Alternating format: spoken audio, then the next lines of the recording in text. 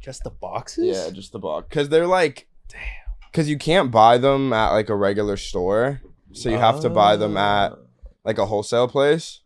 Because it's just boxes for nothing, right? So. Yeah, it's just like it's like commercial box use. You know, like people use them to like ship stuff, so it's all like different sizes. And I think I would say it's probably close to like $1,000 worth of boxes. My problem is I fucked up and I like got a bunch of different sizes because I didn't know what would like look the best. Right. So yeah, like the really long ones weren't like holding because these are all fucking command stripped on. Nice. So you have a lot of extra boxes just lying around. Yeah, too many. I threw a lot of them away because I was like, I can't. I'm literally like a storage unit for. Let me push this a little closer. Yeah, I'm like pretty much just like a storage unit for boxes at this point. It was fucked. And no one's buying. Yeah, no one wants this. Like, boxes. It's like, yeah, like you're about to move, and then it's like, yeah, do you want a 4x4 for one individual mug to move out? Yeah, no, it was definitely it's a tough market, bro. Yeah, very tough market for boxes. Did not expect it. I thought I want to do like bigger boxes, but I'm like, now I'm literally not gonna have a living room because this is my fucking apartment. So I was like, it's just gonna be if I get like wide boxes. So yeah, it was fucking annoying, but it fits really well though. I appreciate it. Like, yeah, even if it wasn't like a studio related thing, just yeah, kind of like a weird, interesting look. Yeah, it's definitely different. Boxed in with Bryce, so it was. I was like, I have to do the boxes somehow. I love that. I appreciate it. Yeah, it is cool. It's definitely though, like over time, they're all like turning like different colors. I think like from the fucking chemicals in them. How long has it been set up? So I've been like recording for like I've posted for like 2 months. Yeah. And then I've probably done maybe like a couple months before that. But I was like, this wall got all fucked up because this is where like a window is on that side. So I had to like redo that one. It was fucked. Oh yeah, that's true. You just blocked it all off. Yeah, it was fucked. Damn. I'm still on the two best men wedding thing, bro. That's fucking hilarious. Okay, I think the only thing is like we both give like a speech, you know, like that best man speech, which is like no more than 5 minutes. Okay. I think that's it. Yeah. Because like we just generally help with, you know, wedding planning and stuff. But like the whole fan group is helping out anyway. That's cool. So. And it's in Hawaii? Yeah. What part? Big Island? Big Island? Yeah, I think it's the Big Island. That's where shit to know. That's where my uncle lives. He lives over there. Oh yeah, nice. Yeah. I love Hawaii. Have you been before? Hawaii's great. I've been there like a couple times, mostly because of them. They lived there for a bit for like school and stuff. I want to get into surfing. I feel like if I did surfing, I could unlock a true value of Hawaii. You're like, I gotta. Yeah, surfing's definitely it. I don't know though. It's hard. It's hard to learn. It's hard, man. Yeah, I feel like I've tried a couple times and it's tough. Oh yeah, you have? Yeah, it's hard. It's not. You can't pick it up in like a day. Because it's kind of like skateboarding, right? Or like. Yeah.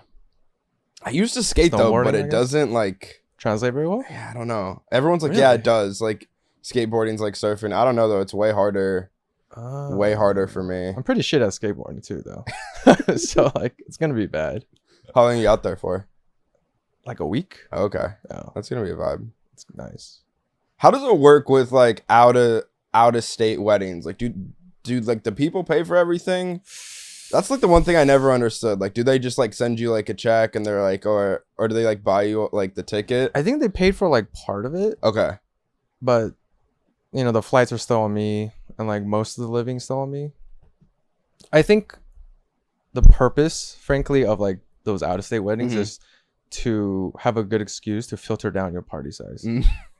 Because like I think everyone hates the wedding planning of like, fuck, I gotta invite all these people. But I don't want to be a dick, right? Yeah, of course. So you just do like a somewhat expensive place, you know, like relative to who you are. And it just like naturally will cut out a lot. Of course. Yeah. And then you just get like the people who actually care. Yeah, they want to go. Yeah. Yeah, my sister's going through that right now. She's like, her venue only has like a certain amount of people. And she's like, all right, I'm going to like dish out this many invites. Yep. But I know only this amount of people will come. And it's like a little bit far, like outside of LA. So people are probably going to be like, definitely not like out of the state fucking. But still, like, that you got to definitely travel. Filters it. Yeah. People like traveling, probably getting a hotel. Yeah. But I always wondered how it worked. Cause like I think I've been to like one out of state wedding, but it was like close family.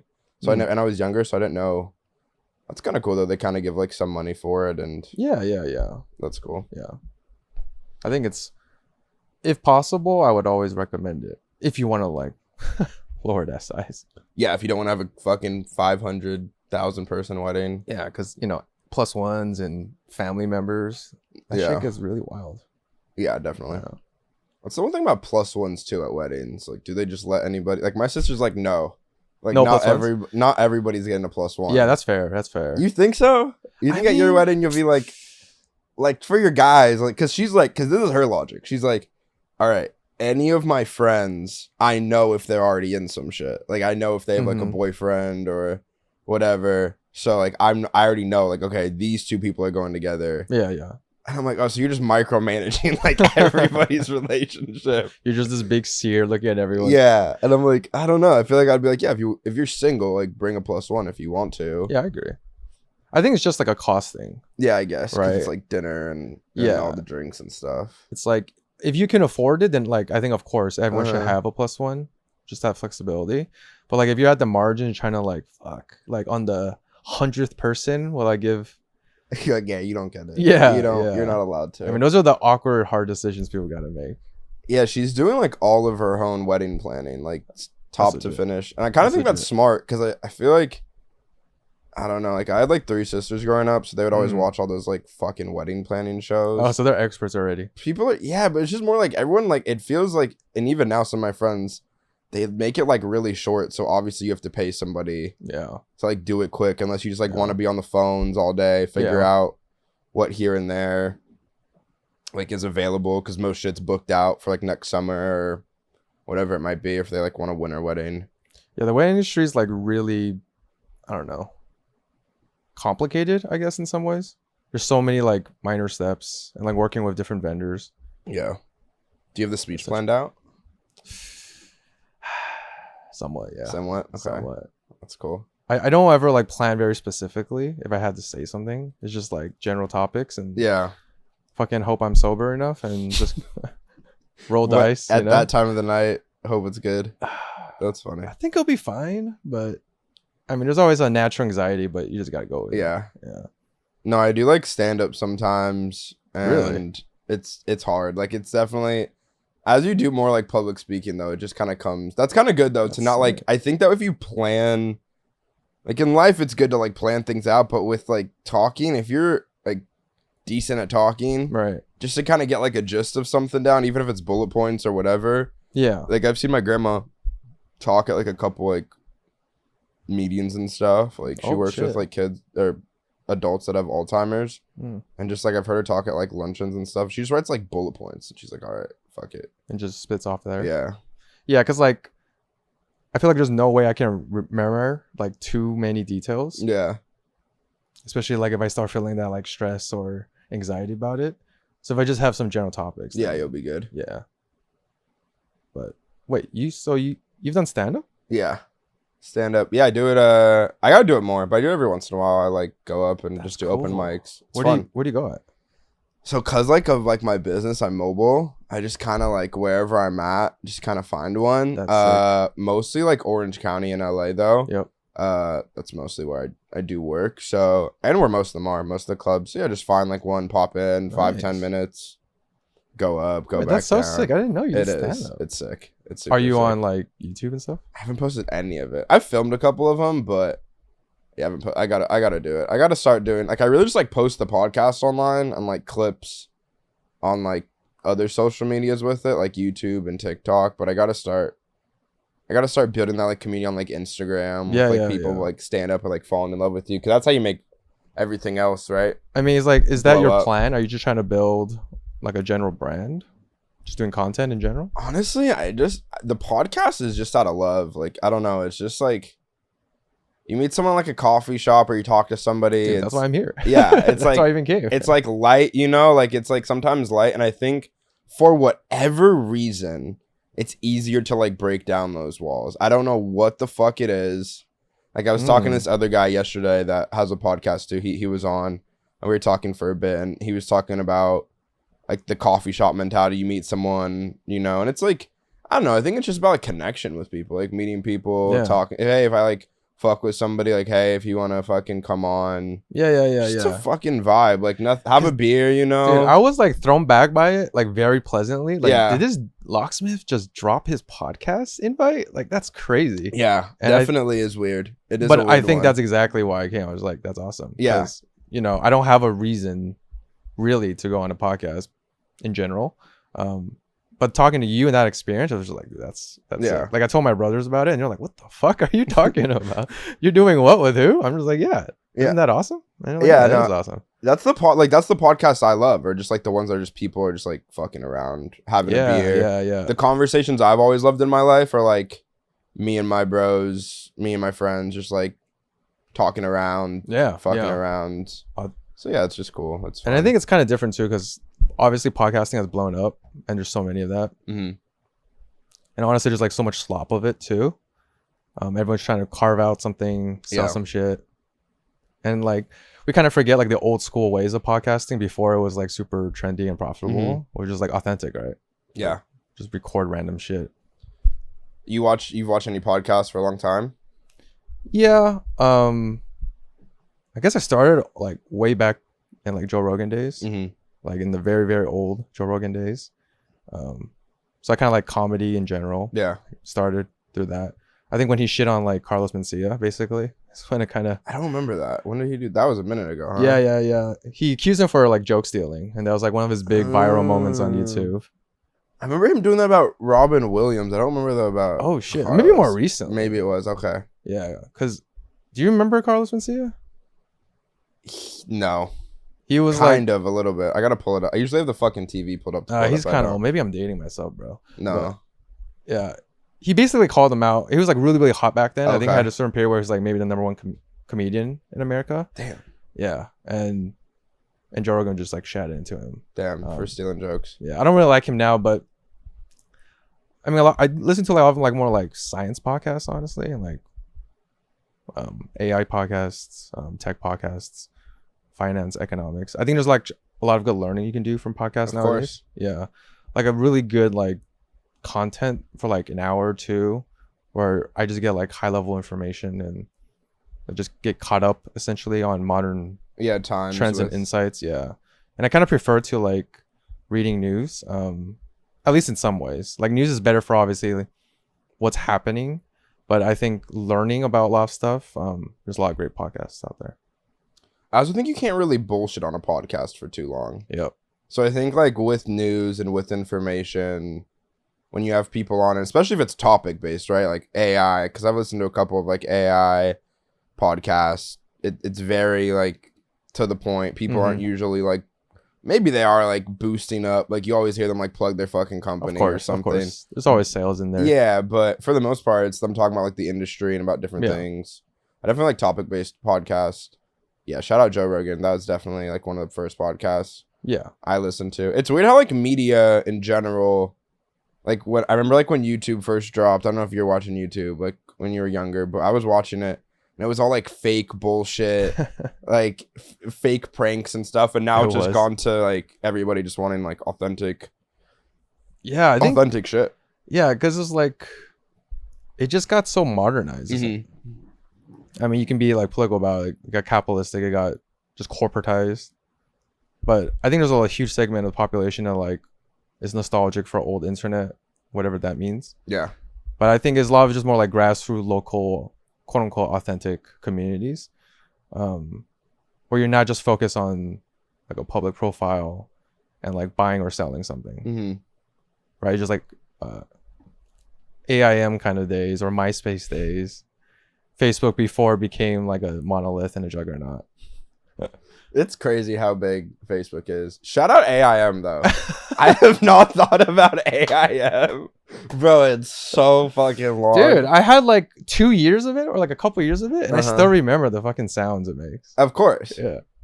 Well, because that's when our memory wasn't fucked up with like short term content where it's all like our memory banks are still like holding on to when we were younger. Yeah, exactly. And that shit, bro, slapped. And that's why I like podcasts, you know? Yeah. All the way back. It's just like it's a long form content in this like short form world. The amount of chicks I tried hitting on AIM. Because what was it that there was like you could meet like groups on there, right? Didn't they Yeah. have like group I think based so. things? But I never really did that. I mostly just talked to like my school friends. No, I definitely talked to my school friends too, but I'd be like, me and like one of my homies would like get in a call and you we'd be guys are like, legit. we'd be like try to like meet like random people. That's cool. And yeah, it was definitely fucking weird. Just talking to like random fuckers. It brings me back to when I used to play like Xbox and I would have Xbox friends and then the Kinect came out. Yeah. I remember one time I FaceTimed one of them. Bro. Oh. Like dude. I like Kinect FaceTimed one of them. How was that? Bro, I was like, there's no way. You look like this There's no way fat you look- fucking like marshmallow man looking dude from like the middle of Kansas, corn fed. Hey, but you connected with him. I did. Connectables. Yeah, connectables. I really connected with that fool. It was so weird though. It was so weird. I mean, I still play games right now. Yeah. And that's one of the times where, actually, that's the only time where I'm just talking to random people. Yeah. Technically. And yeah, a lot of those, relationships or whatever, you just meet and forget them. But sometimes I just meet like random people there too. And I don't really even know what they look like or how old they are. Yeah, it's just And I weird never to see want it. to. It's like It's a fine. weird thing. It's like your coworker, but in a different way. It's my game coworker. It's like, I don't need to know all these things about you.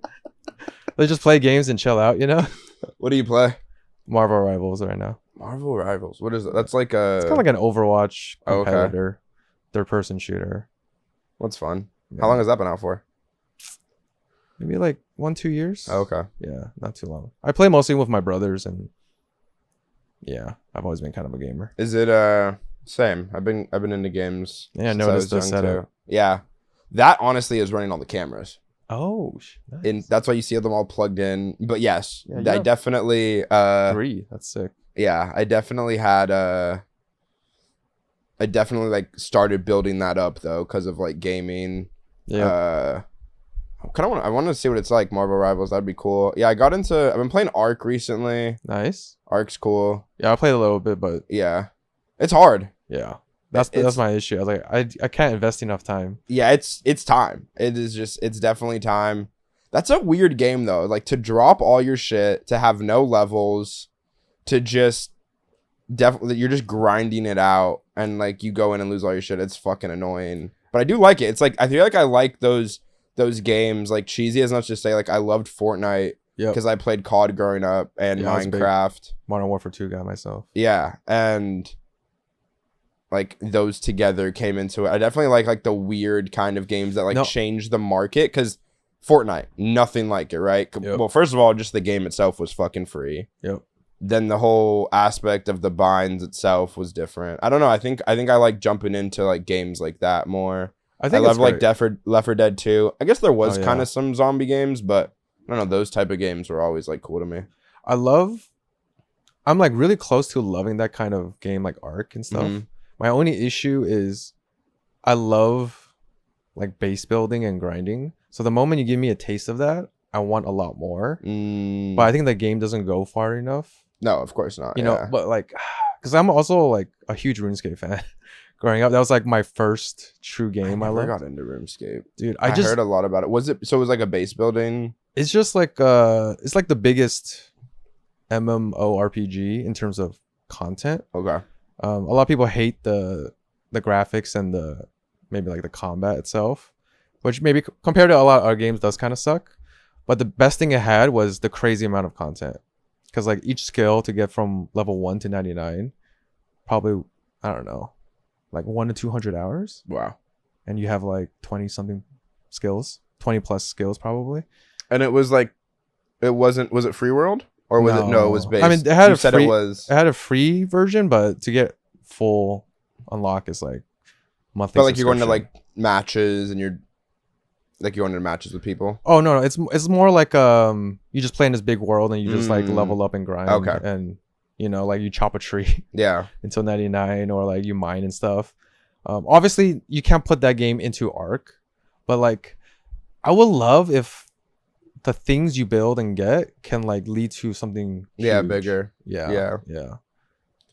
Yeah, I definitely. I'm trying to think growing up, like the games that I played that. Yeah, I don't know if I ever really. It's definitely more like quicker games. I know it's a niche kind of genre. Yeah, no, I definitely played more. But I did grind COD, and like that's kind of like the same aspect of it. But I didn't do like free world like building. I mean, imagine if you can Of- grind COD, but like you can also like, I don't know, get stuff from it. Yeah, Like it builds your base or something. I think that'd be kind of sick. yeah, that would be. Yeah, if you had like a bit. No, I'm definitely down to open up to try it.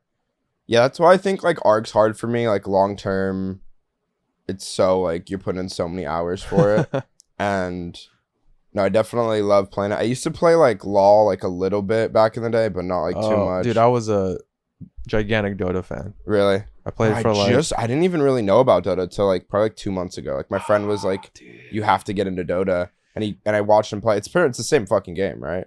Yeah. It's so Dota came first. Yeah, in a Dota was the sense. original. I like to think of Dota as like a more complicated macro version Mm. of like that genre, that MOBA genre, whereas League is more kind of like fighting and mechanic based.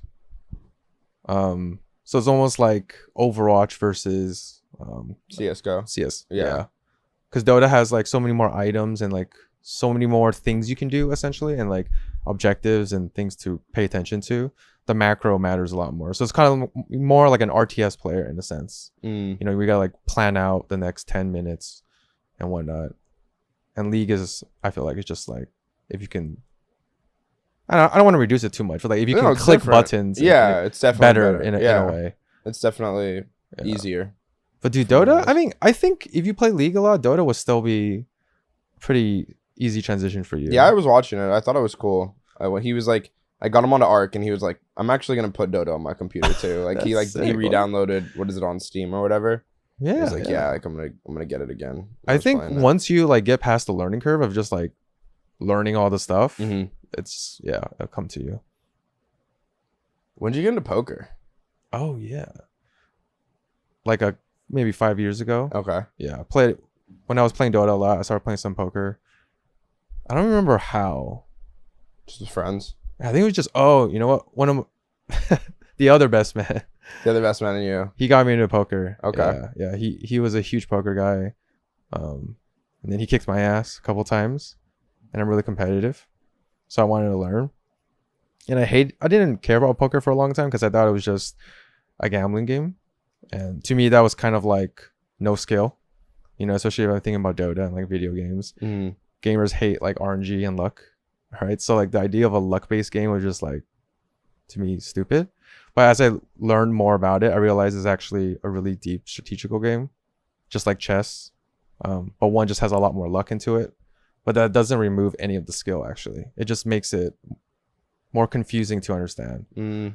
Yeah. I never thought about that poker has like, because I love chess. I never really got into poker. Yeah. But, yeah. A lot of people don't realize that. They think it's just like, you know, a gambling game. And gambling is just like flipping a coin. Fuck my life. Drop my Zins like an idiot. I love it. You want one? Yeah, sure. Am I allowed to smoke in here or you Yeah, chill? you're good. Appreciate You're it. straight, bro. This is a studio. This is the studio. Who gives a fuck? And we're back. Yeah, I never got into poker that much. I don't know why. Blackjack is my game. And yeah, I don't know what it was about. I don't know. I just didn't see a lot of it. Because the issue for me with like any, thank you, Yeah. any game that isn't, or like is against the house is I'm never gonna win. Mm. Right. Yeah, because poker's more like for the players, right? Yeah. Sorry, I don't know how to open this. It's child locked, so you're good. There's another like tab. You gotta kind of let me see. I got you.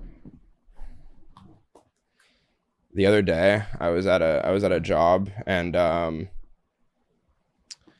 pulled out a pack of Zins and I was like, yeah, talking to this chick. She didn't really like know what was going on. I think she was like a little drunk.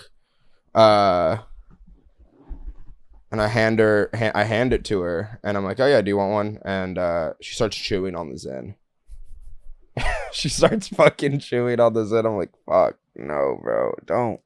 Some Do people, not start chewing on some the people have a different Zin. approach to life. Please. No, like I'm talking like hard chew it, bit through, the fucking grains of the Zin are like coming like in and out. No, it was horrible.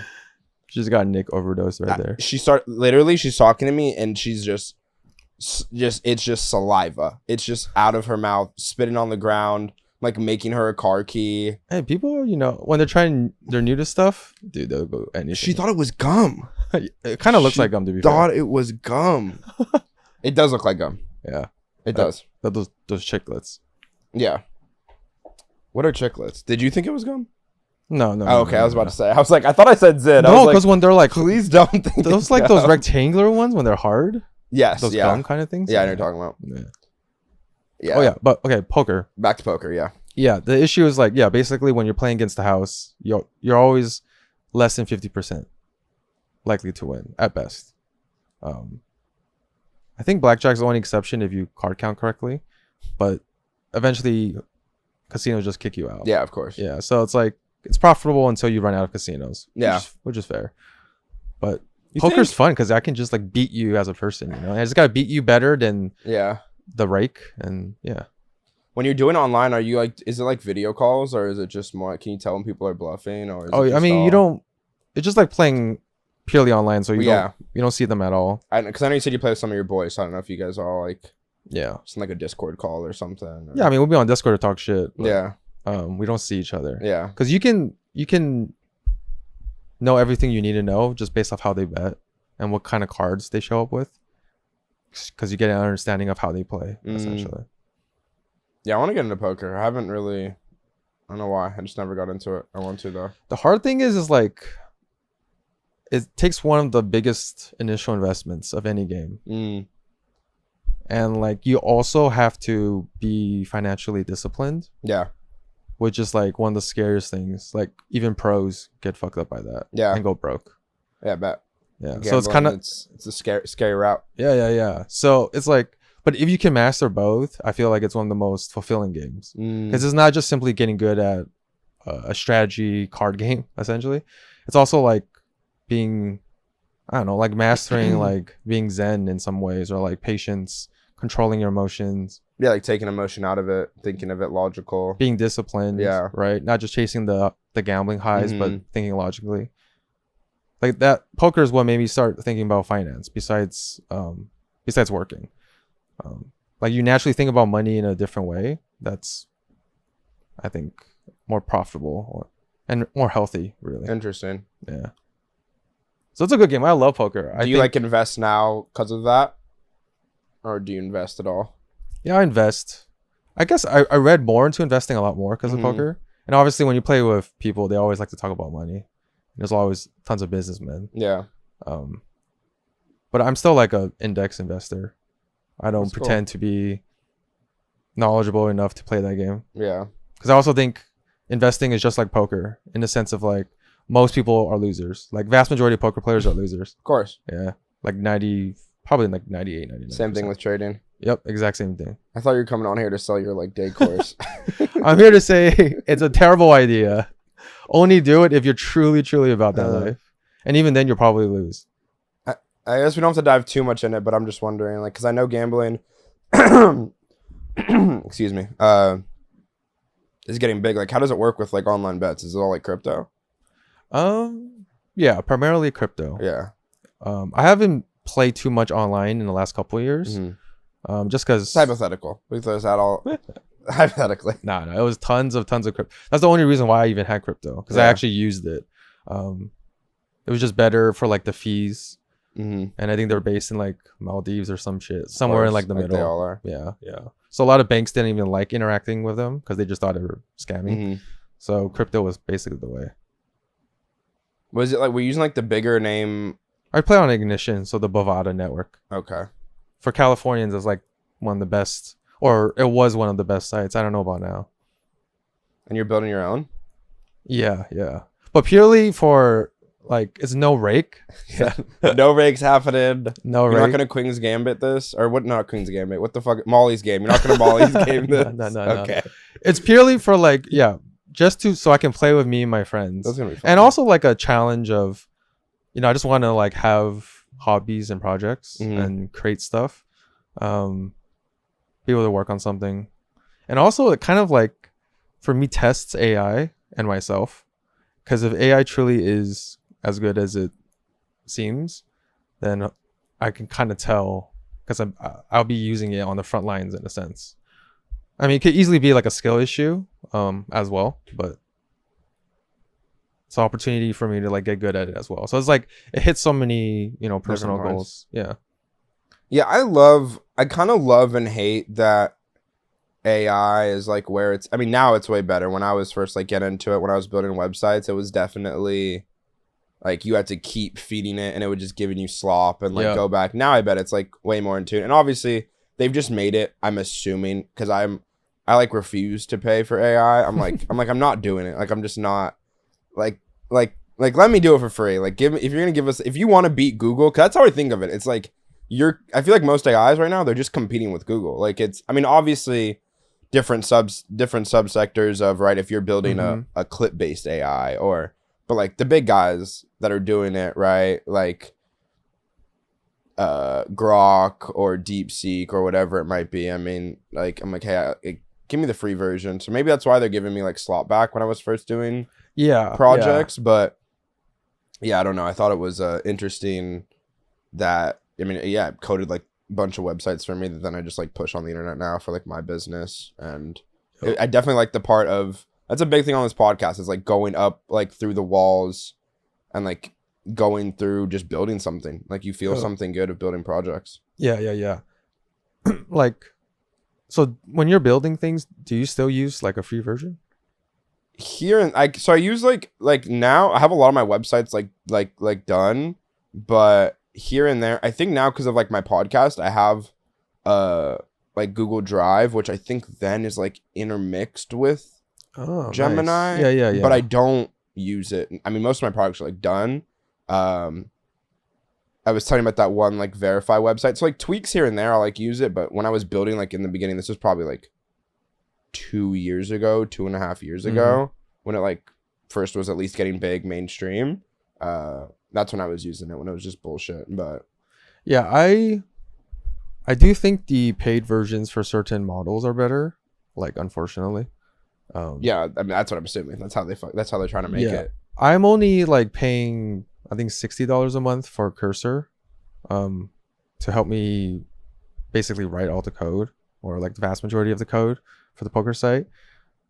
Maybe you can dabble in that for like at least like the $20 a month and see like if that jump, because I do think there's a big jump between the free and paid, but then it's debatable how much the jump is between like the paid and the higher paid. Yeah, and I think a lot of that is just how many tokens you get, how much you can use it for essentially. But so what is Cursor? Is it a? It's like a LLM IDE. Okay. What's IDE? It's like an editor for coding. Oh, okay. Yeah. Interesting. And it kind of selects models to use. You can like select different models, so you're not tied to just using Claude or just using some other model. Yeah. There's even an auto mode, so it automatically selects different models for your purposes. Where do you think like the coding industry is going to go with AI? Because a lot of jobs already been gone. Yeah. Do you think they're just going to be like cut out? Where do you think it's going to go? I mean, obviously nobody knows, but for sure, no one knows, including myself. Yeah, but where do you think it will? Because I mean, jobs have cut, right? Like, what was it? I forgot like what study I read, but it was like almost, I think like more than like 35% or something of like most coders. Yeah. There has been a lot of layoffs. You know, I got affected by that too. Yeah. And it was also AI related. What did they tell you, if you don't mind me asking? Oh yeah, it was just like company, dude, it was like I just came back from vacation, like end of year. So it was like first week back of the new year. And then I got a sudden event, like meeting placed on my calendar for like next Wednesday at 8 a.m. with my director. And I was like, fuck. Flawless record so far, right? Nothing's happened, but like I don't want to overthink it. But basically it was just like a company-wide layoff. Wow. They cut like 30% of the tech team, 50% of the data team, which is my team. And yeah, it's kind of like mostly seniority based. So they just lopped the bottom off. Damn. Yeah. I mean, it's fine. I've honestly been having a really nice break since. Still job hunting, still looking around. Yeah. But let me answer your question. I was actually watching an interesting podcast episode from Dorkesh Patel. He was talking to like two economists, and they were actually specifically talking about how they think AI may or may not affect the economy, and like labor share, and obviously software engineering is part of that like focal point right now. I'm not an economist by any means, so I can't really say, but I think there's probably two major possibilities. One is like if it truly wipes us out because it's that good, then the rest of white collar jobs is probably also like immediately next. I think software engineer would just be like the like you know patient zero essentially, right? So then we have to think about like what the political reality in the economy will look like in a really really radically post scarcity maybe world. On the other hand, I think it might just more realistically just kind of transform and maybe just update the field. I'm still kind of I'm like 60-40 essentially sold on AI. I think there's a very good chance we plateau and don't hit those lofty AGI marks essentially. But that can still be very good because it can still be like a really helpful productivity booster and not some like, you know, tech crypto bro like wet dream. I think that will be very realistic too. Right now, I think there's been some like interesting studies like out of Yale and whatnot where they're trying to track like how AI is affecting the industry. And I haven't really looked too deeply into this. This is from that Dorkesh Patel episode. But they did mention that they don't think actually right now AI is actually causing like significant like layoffs or disruption even in software engineering. I think it's basically right now juniors are getting a little rougher and seniors are a little more valuable. And who knows in like maybe the next 3 to 5 years. Because also a lot of these companies are probably just using AI as an excuse for layoffs and to like boost your stock price, you know? Yeah, to say that's like what the back end's running, because everyone loves the buzzword. Because it's like it's useful, but like I don't think it's like really transforming a lot of businesses. Mm-hmm. I think a lot of businesses are just like figuring out how to even fucking use it. A lot of them are like losing money because of it. You know, Of course. those like token leaderboards and whatnot, which is like an obvious, you know, if you make a measure of gold, then everyone's just gonna abuse it, and you're just missing the point. So we're kind of like in a find out phase essentially. Yeah, the interesting point about the tokens is like from someone that used AI back in the day, and like now I've seen a lot of my friends are like, all right, I'm gonna build a website. Let me use like I think it's like Base 44. It's like Wix's subsector, and yeah, it's pretty much. I think where it's gonna go is it's just gonna boil down to like a couple big companies, because right now it's like these companies, right? Like a smaller company will use probably like Cursor or like Opus Clip for like clipping, or you know, image based ones, right? Because some of them don't do it, some of them do, and it's all going like token, and then it will probably just boil down at least to AI for the mass will definitely go to just like the bigger companies. But for jobs though, it's going to be interesting, because I wonder where AGI will go with it, if it really will. I do think the plateau is probable. I think it could, because you can kind of feel it. Like it probably will just go to where, I don't know, most people will probably just go with like a couple of the big brands, and then all of these other companies that have all these smaller esque things. You see it with, you know, just in economics in general, right? The bigger companies just buy them out and put that inside of their database. You just get consolidation everywhere. That's probably where it's going to go. I'm guessing, at least. I think so. I mean, I do think one interesting, once again, line from that podcast I was listening to is, will AI end up being kind of like electricity, or will it be kind of like social media? And in both fields, you kind of do have consolidation as well. Like electricity is primarily a couple companies. And usually in your area, it's like maybe one company. But those monopolies maybe aren't as bad in some ways to like the average human as like social media monopolies, right? Yeah, those are really bad. Yeah, right. Those are horrible. So maybe like, I mean, obviously maybe monopolies in general are bad, and that's totally fair. I'm there with you. But like even within monopolies, there's like better and worse monopolies. Oh, for sure, 100%. Yeah, depending like how, you know, like the power is distributed, how it affects people in general. Because, you know, we all benefit from electricity very obviously, but like many of us maybe don't even really benefit that much from social media. I was thinking, like, one of the first episodes I ever had, they would ask me, hey, if you were like a candidate to run, what would you do? I'd feel like to split up, like, electricity companies would be cool. Like, if you could do more of, instead of just all one sector, That's or fair. even with like internet. Like, internet is like, if you live in an area, like, it's probably like one place that has fiber or has that contract for it. Or even just, I think it's even, I don't know how it is with, I guess like big, like newer buildings, they have like one internet provider depending on it. But yeah, to like electricity companies, if we like split it up, I think would be, it seems like it would be better to then, all right, to your local area, distribute the cash to, like, fix this or to fix that. I know South Korea is way smaller than us, but it still tilts me like how much better their internet is. Obviously, I think it's like subsidized significantly, if not entirely. I could be wrong about that. Really? But they have like way better internet. Like for the cost or speed? Speed. Like both, I think. Wow. It's just like way better there. And if we're supposed to be like the wealthiest nation of all time, our options kind of suck. Like, I'm sad Google Fiber hasn't like really popped off. Yeah. Because that would have been really nice, but then I don't know. I don't really hear options about it anymore. But yeah, like I think part of it is just probably just like breaking up monopolies. Yeah. Like people like Lena Khan, I think are really, really great in general. We need to like tackle corporate regulations in a much honestly fair way that speaks for the people, right? And isn't just like lobby based and stuff. Yeah. Because a lot of these things is what helps prop up these large companies to stay in power. Yeah, it's scary. And they have the name, right? I mean, it's like, and the money, right? In California, it's Spectrum for Wi-Fi. I mean, that's Spectrum. That's like, that's like what most people do. I had to go fiber though for the podcast. Nice. So now I'm on it's just so much data to go into the cloud. So now I have Frontier, I think, which is like Verizon, but has it been good? It's good. Yeah, it's like, I think I pay for like a gigabyte. It's like $50 a month, maybe. Oh, that's nice. 55, maybe. It's okay. Yeah, it's nothing. It's quick, which is nice. But yeah, But that's just what we do in America, right? It's like something comes out.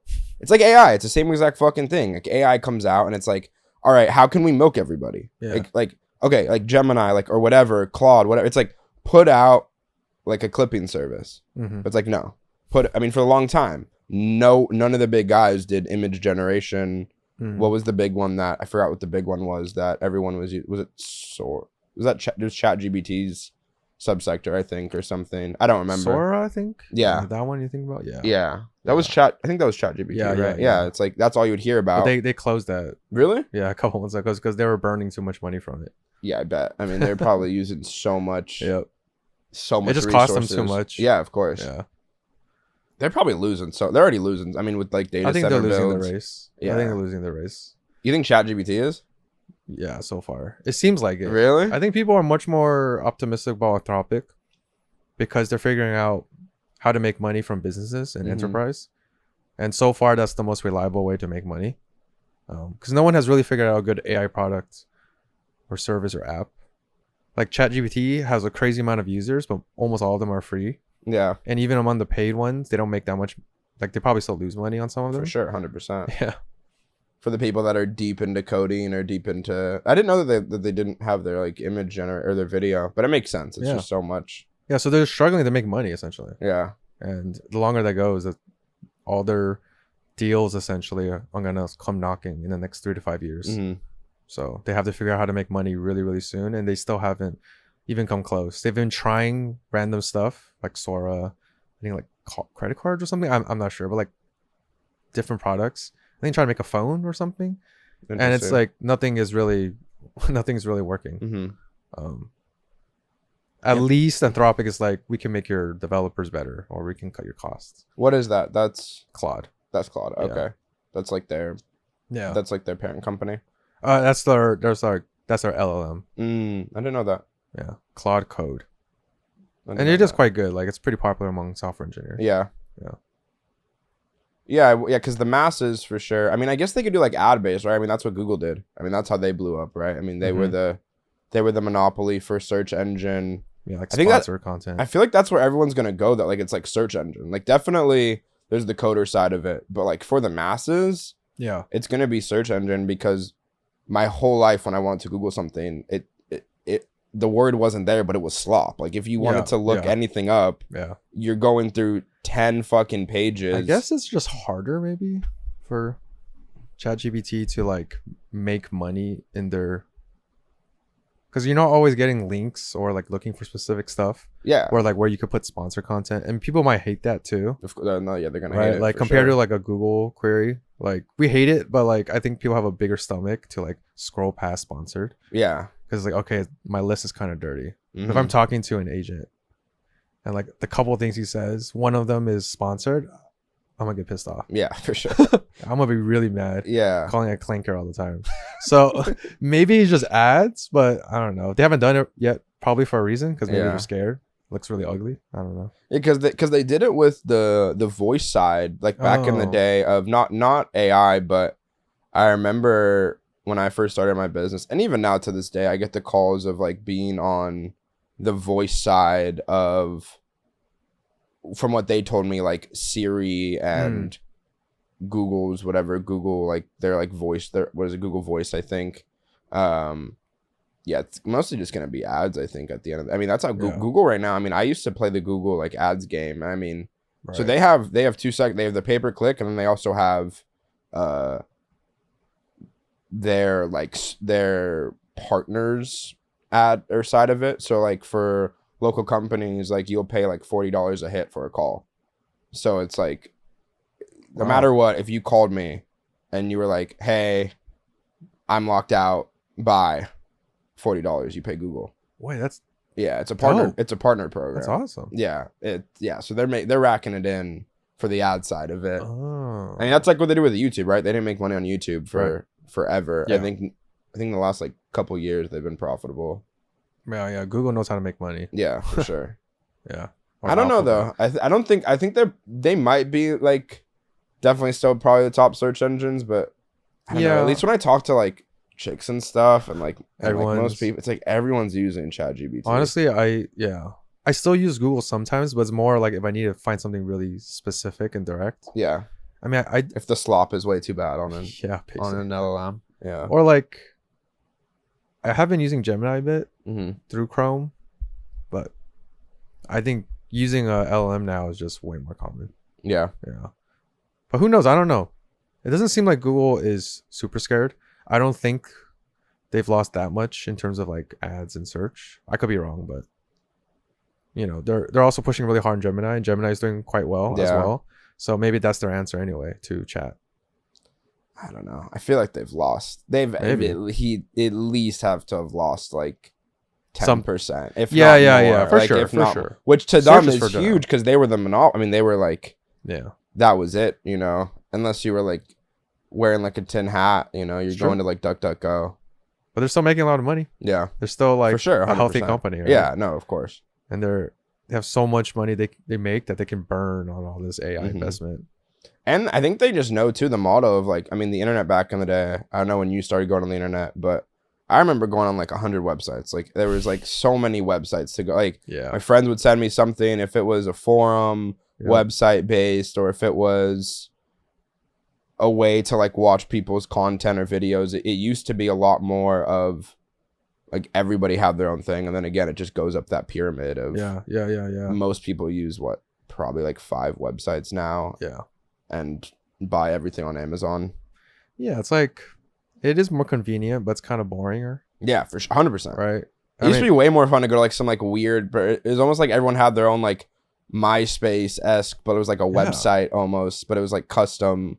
I mean, it's the same issue with like, you know, suburban hell versus mom and pops. Yeah. Right. It's like the places I grew up, like Diamond Bar area and whatnot, was very boring in that sense. But you had all you needed within proximity. Yeah. But it's boring. Yeah, for sure. Yeah, I definitely did not grow up. I grew up like close to like West LA. And I felt like I played hockey growing up. Oh, sick. And I was like driving here to go to hockey. My doctor was far. My school was far. I don't know. I think it's not good for like a family. Yeah. Because like it's hard to like build a community that way. Yep. But then it also does kind of get dry on like the other end of it. I don't know like what the healthy balance is. Yeah, I'm sure there's a balance. I'm not a city designer, but Yeah. I think there's a lot of great examples in Europe. They have for sure. they have better cities, I think in general. They Yeah. figure out like how to have a lively area of culture but convenience still. I think we can take insights from that. I think part of it is the car culture, That's exactly what I was about to say. right? Walkability. Yeah, I mean, obviously we do have huge swaths of land, Yeah. so we can't like walk everywhere. At least not right now. And we got to build up public infrastructure and transportation, and that's going to take decades. Yeah. But we can start, right? Yeah. And cities are starting. Like when people are trying stuff all across LA, that's awesome, and other states as well. But we're still But do you very think- far away. Are we making man. it walkability though? Because it feels like we're just making it like there's a trendy spot somewhere in a Yeah. huge mini mall, Yeah. and now it's like you're walking in like Yeah. I mean, I guess right. Like at least I don't know. I know a little bit of like kind of that side of town, like Diamond Bar, but at least like LA, it's like all right. There's like a couple strips like the Promenade, Mhm. Sawtelle. Like there's like a couple places, but for the most part, people just drive there Yeah. and drive back. I guess you just need like more public spheres, like Yeah. more spots. I mean, LA has always been a city of cities, right? Yeah. So we can't assume it's going to be super connected anyway in this utopia that we have. Mm-hmm. But we can at least start having like bigger spheres where people want to come and hang out and interact, and we can have these random talks Yeah. because we're all nearby. Yeah. Do you like Diamond Bar? Yeah. I still like Diamond Bar. Yeah. I think I'm 33 now, but when I was younger, I was really bored of it and I always wanted to get out, like just go to the city all the time, Mm-hmm. which I did. But now I appreciate the chill. I still want to go out and have fun, but yeah, spending my time down more is not bad. Yeah. Yeah. Yeah. There's a good mix of it. You have to live that like both Yeah, life for sure. I need balance. Yeah. Because Yeah. especially when you're like driving a lot, I feel like when I have kids, like when I was a kid growing up, I always talk about it. It's like just to be in the car that long just like fucks with your mental. Because I have family that lives in France, Ooh. and it's just like walking. Like the car is like Yep. dusty. Like it's like Broken. all right, we're gonna go to like a beach somewhere far or like an event maybe somewhere far. But for the most part, everything is convenience just close to you. Yeah. Have you been out of the state, out of the country? Yeah. I travel a decent bit. I'm going to New Zealand and Australia end of year, so that's nice. That's gonna be cool. Been to most of the places in Europe, in Asia. I haven't gone to Africa that much, so I got to catch up on that. I want to go to Asia. I've been to Europe too, like a decent amount of places. I want to go to Asia though. Where have you been? Taiwan a lot. My family's Taiwanese. Okay. Parts of China, Korea, Japan, Vietnam. Yeah, I want to go to Asia. What's the dude. best spot in Asia? I'm partial to Taiwan. Yeah, of I think course, Taiwan that is makes awesome. sense. Yeah. I think you'll get a lot from Taiwan.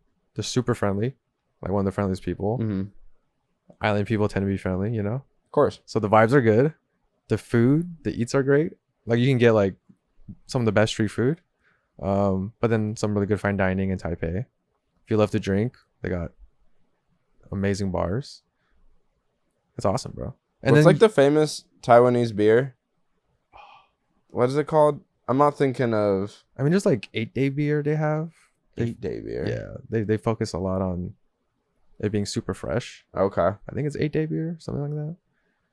But I forgot, yeah, it's I'm so bad. I say I love Taiwan, but my Chinese is still really terrible, so I don't even remember. Yeah. Yeah. Forgot. Like, my friend definitely was talking about like going to Taiwan and was like in love with this fucking beer there. I don't remember what They the drink fuck a it lot. was. They drink a lot of beer. Because I think the Dutch came there, so they're huge on beer. Yeah. Yeah. I highly recommend it, man. Yeah, I gotta go. I'll take you. We'll have fun. I'm down. I'm so down. I gotta go to Asia. I've never been. I've Yeah, like dude. yeah, I want to go so bad. Yeah, so go when the season's good, because obviously when it's really hot in Taiwan, it's is it humid? super humid. Yeah. It's like Orlando level, Yeah. basically. Super, super hot. Uh-huh. But if you go when it's like, cool and breezy, you'll have a good time. What city is your family from? It's like the north and south Okay. parts, like Taipei and Taichung. That's cool. Yeah. And you grew up here? Mm-hmm. Yeah. Whole life in Danbar. Went in Christian school when I was young. Went in Danbar High for 1 year. Went in college when I was 15. study philosophy for 10 years, and I'm just chilling. That's cool. Yeah. What's some of your favorite like philosophers? Oh shit.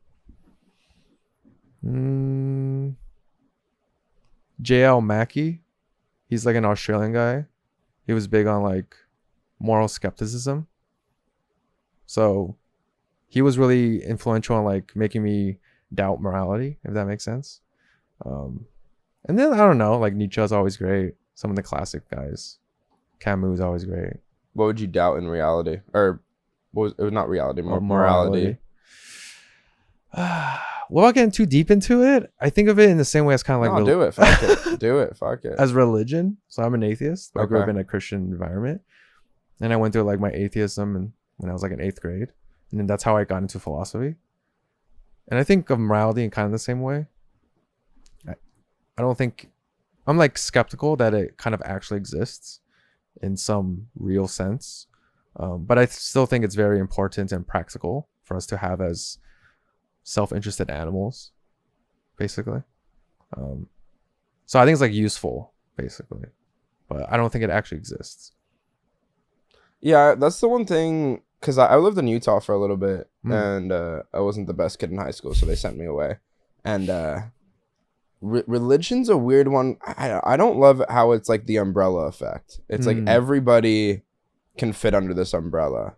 I don't know if that's always like something. I guess in life I've never seen that work anywhere else. That's fair. So it's like, why would it work then? Yeah. We're too complicated, right? Yeah, like we're it just too multifaceted. Yeah, it feels like it's right. I forgot exactly who said it as a philosopher, but there's this one that's like pleasure versus pain, right? Like it's all like objective. And I feel like that kind of goes into like religion as well. It's like what one person might deem bad, the other person might not. I don't know. That's why I feel like with religion, you kind of have to pick and choose. Yeah. Like yeah. what's in you. Yeah. It's kind of relativist Yeah. in a sense. Yeah. I'm not really still sure about where I stand on morality, as cop out as that might sound. Yeah. But it has been something I've studied a lot through my philosophy career, or even just now. I've been thinking about it. But it's complicated. Like some people have answers. I forgot his name. But like there's like scientists who think morality can just be broken down to pain and pleasure or suffering in some ways. I'm not sure if it's that simple.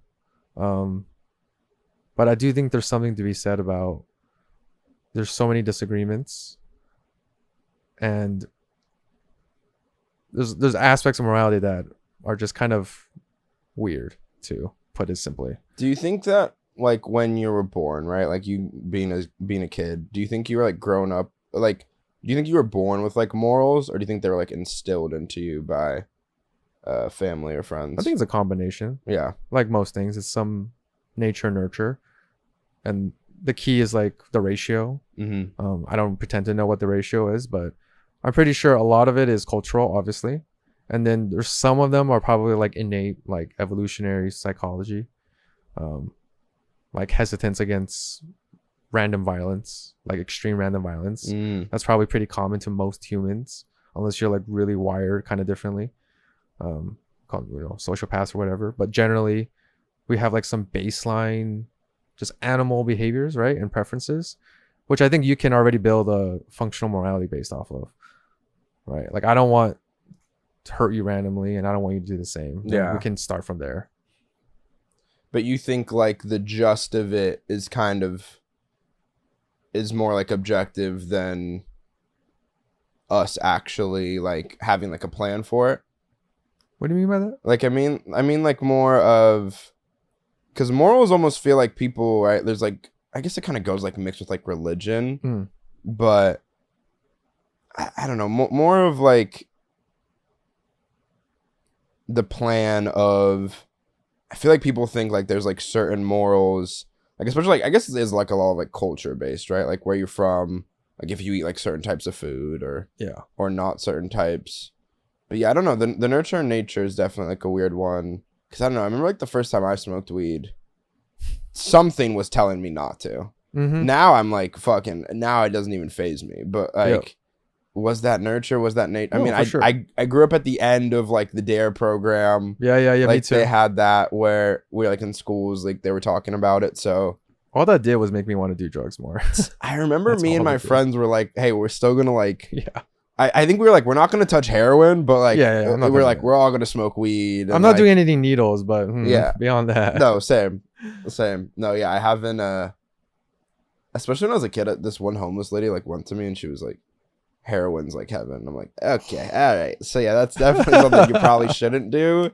It sounds nice, but I don't know. That's such an NPC interaction. That's That was the awesome. biggest end piece. It That was. is I awesome. remember the same fucking homeless lady. I was at the 3rd Street Promenade in Santa Monica, and Oh, like yeah. she was like talking to me one day, and then my mom fucking was driving the car as us, and it's like the first time I ever sat in the passenger seat. She like knocked on my window, just like pulled up to the window. It was the scariest fucking shit of my life. But it probably was. I was scared fucking shitless. Yeah, you're exposed to how different people can be. Yeah. But I think one of the, going back to what you're saying about how you felt when you smoked weed first time, I feel like it's so predictable in some ways how people will believe and act if you can zoom out and like look at everything about where they were born Mm-hmm. and like who they're surrounded by. Like we're all so predictable in some way. Not like obviously predictable. Like I can't tell you exactly if I meet someone, Yeah. but you can imagine some really smart scientist or like some god who can like take in all the facts. Like people are pretty predictable. Oh, I agree. Right? You're gonna believe mostly generally based off your surroundings. So it's like it's kind of obvious that the variations are gonna differ and people are gonna clash because we're all kind of different. What made you think about like or taking like philosophy that serious in school? Was it just like were you questioning things younger, or what was it? Were you kind of set Yeah. up in your I don't family life or as a kid? I think I had no care about it until 8th grade. I had a Bible school teacher, and she was like, normally you're just talking about the Bible, right? Yeah. But she was slamming on evolution Mm. this one period, and that got me really interested because I just took her lessons by heart, and I started Googling my own just to like learn more about it and like to talk more about it in class. And then that just kind of started me down a rabbit hole. Because then I started realizing, actually, some of her arguments are kind of bullshit. Yeah. Like, that's kind of bad. Or, like, the response is so clear here. What if I ask her? And then I did, and then, like, I wasn't really satisfied. And that kind of just, like, made me start to question and eventually deconvert. And so when I went into college early, I actually really hated that whole program. I really wanted to stay in high school and have fun. But philosophy was like the one class that was interesting because you just sat around and you just kind of talked, Yeah. right? And that's like to this day, that's all I did in philosophy. I Yeah. just sat there. I never took notes, just read and talk. Because Yeah. fundamentally, that's all it is. Yeah. And it's awesome. Of course. Yeah. So religion was a big part of you questioning. Do you think it's because it was pushed on you? Yeah. Or do you think it was like a lot of it was that evolution part of it? Or do you I think mean, I a think- lot of it was Yeah. I mean, I was probably kind of hesitant, mm-hmm. but I don't know. I would say I was somewhat devout. I never had real major skepticism. Mm. I think it was just the evolution part got me going.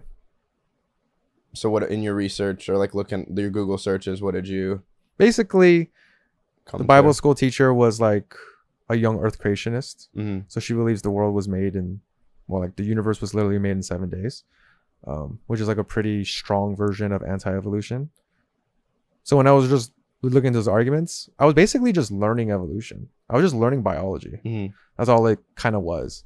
Like she would say this about, I mean, I'm kind of forgetting now because like half my life ago. Yeah. But it'd be like about transitional species, or how do you explain this? How do you explain that? How do you explain that monkeys still are around? That was one thing that she would say. Or like the banana. There was like a famous thing about like how the banana is so shaped perfectly to fit in a human's hand.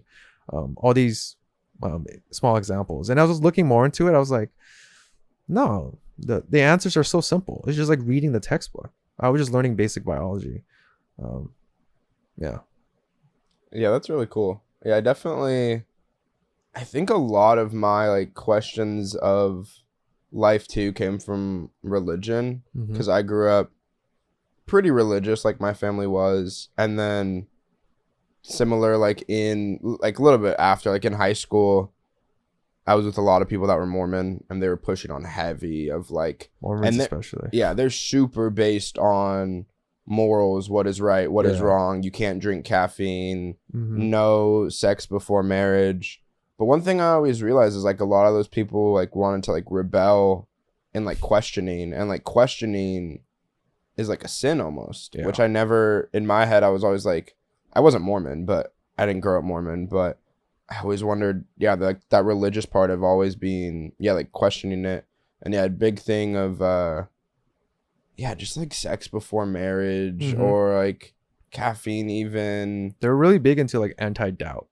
Yeah, Anti-doubt and obviously like legislating behavior. yeah. Because with control, right? I mean, Yeah.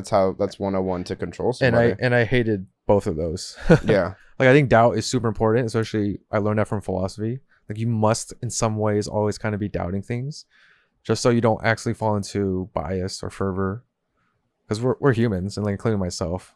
I'm sure many of my beliefs are like flat out wrong. Like we're all gonna be wrong about a lot of things. Because you just look back in history. Like at any of the smartest people, at least 10, 20, 30% of it is just bullshit. yeah. Um But fuck, ignorance is so bliss for some people.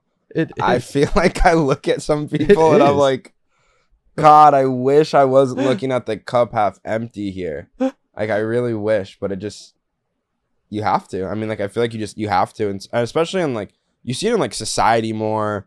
Obviously, like, views and things, but people looking at things, like, with, like, full trusting and without Mhm. looking at anything. It's, I mean, I think this world is a lot harsher now for a lot of people in some ways. yeah. Nihilism is skyrocketing. Mm-hmm. And I say that as someone who's like more nihilist, but I don't think I'm a nihilist in the same way that a lot of people are.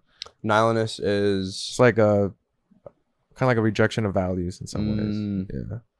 So I think a lot of people, when they're nihilistic, they're like genuinely depressed. And there's a lot of reasons to be depressed in this world. of course. Yeah. So I don't blame them. But and like it's also like exposure of knowledge, right? Like the internet has a huge role in this, and obviously modern day politics. So it gets people like aware and despondent. It's that Yeah. mix. But I think there's a way out. Maybe I'm just optimistic. It's still better to know and to be pissed off and sad, but hopefully work towards something. Yeah. Than just be like la la la and just Mhm. hope for the best. Because Yeah, definitely like an acceptance, because for a long time, I mean, even with politics, my family was like halfway down the middle. Like my dad was watching Fox, my grandma was watching CNN.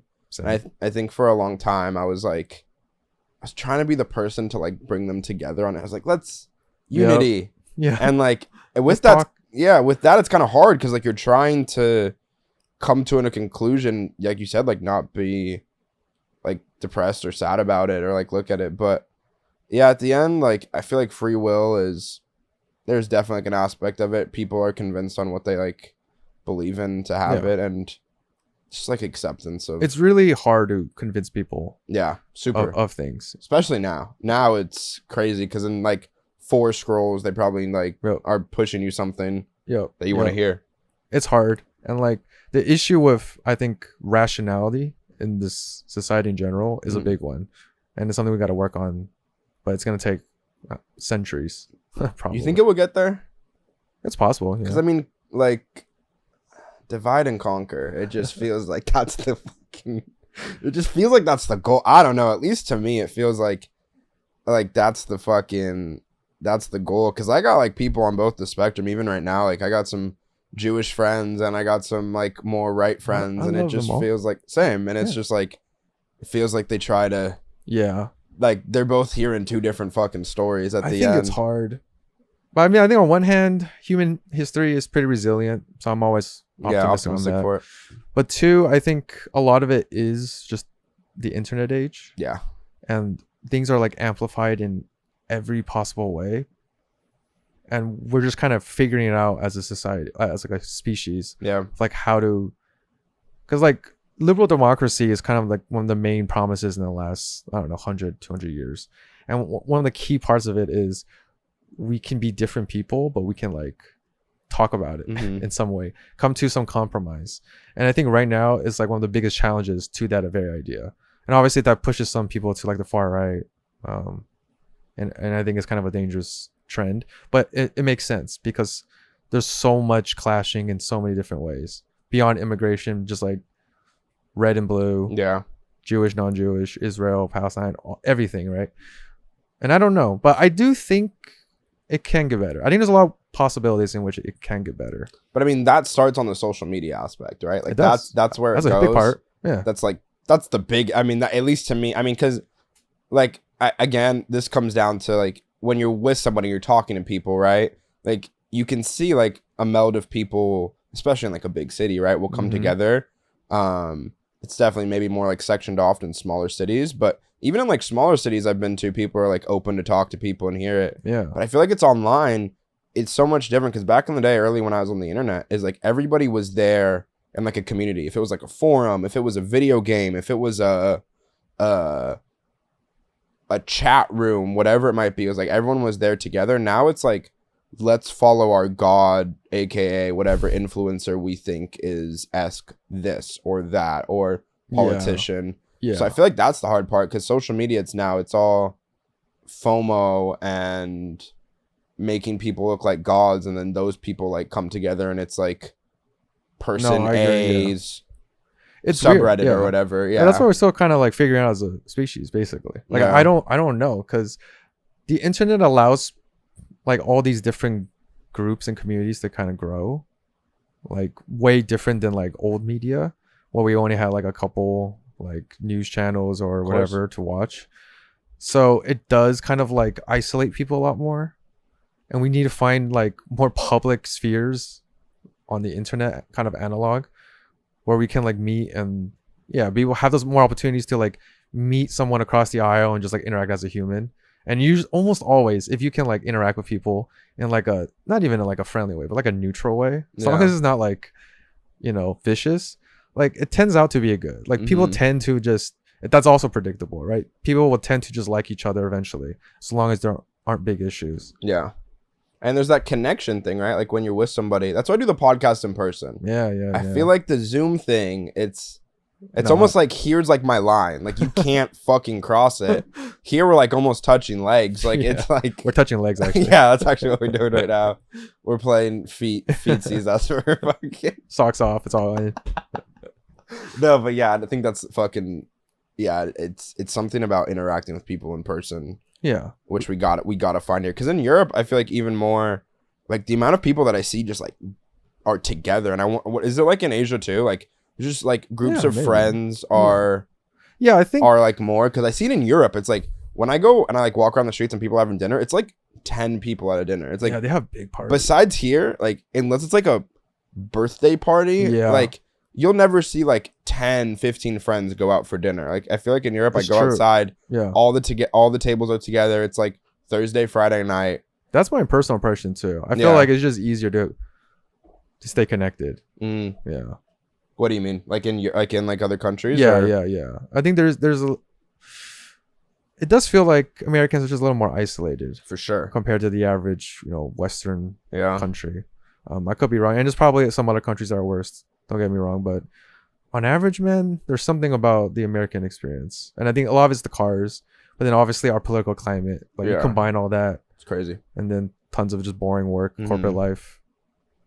Yeah, I mean, yeah, you see like the bigger cities have it more. Like I feel like when I go to New York, like you see it like a little bit more compared to like other places, but in LA it feels like there's not that many. It's harder still. It's way harder still, and maybe it is like an environment thing too, of like bigger areas of, I mean, even though we have it, but we don't have, like, we have parks, but like they're mostly dead. Like there are not that many people like going. We need there. better parks for sure. I mean, that might be a space issue, but I don't know, man. We need parks that can walk to like areas more, because I feel like parks are always like the main square or whatever. Yes. Where the fucking clock tower is. Yep. And then like everybody's like outside of like the city, like that's where the park is, like where the dog park is.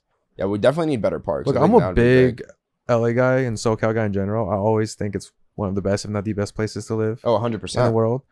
All that anti-California talk, that's fine. Just move. We have too many people anyway. Yeah. But I will agree.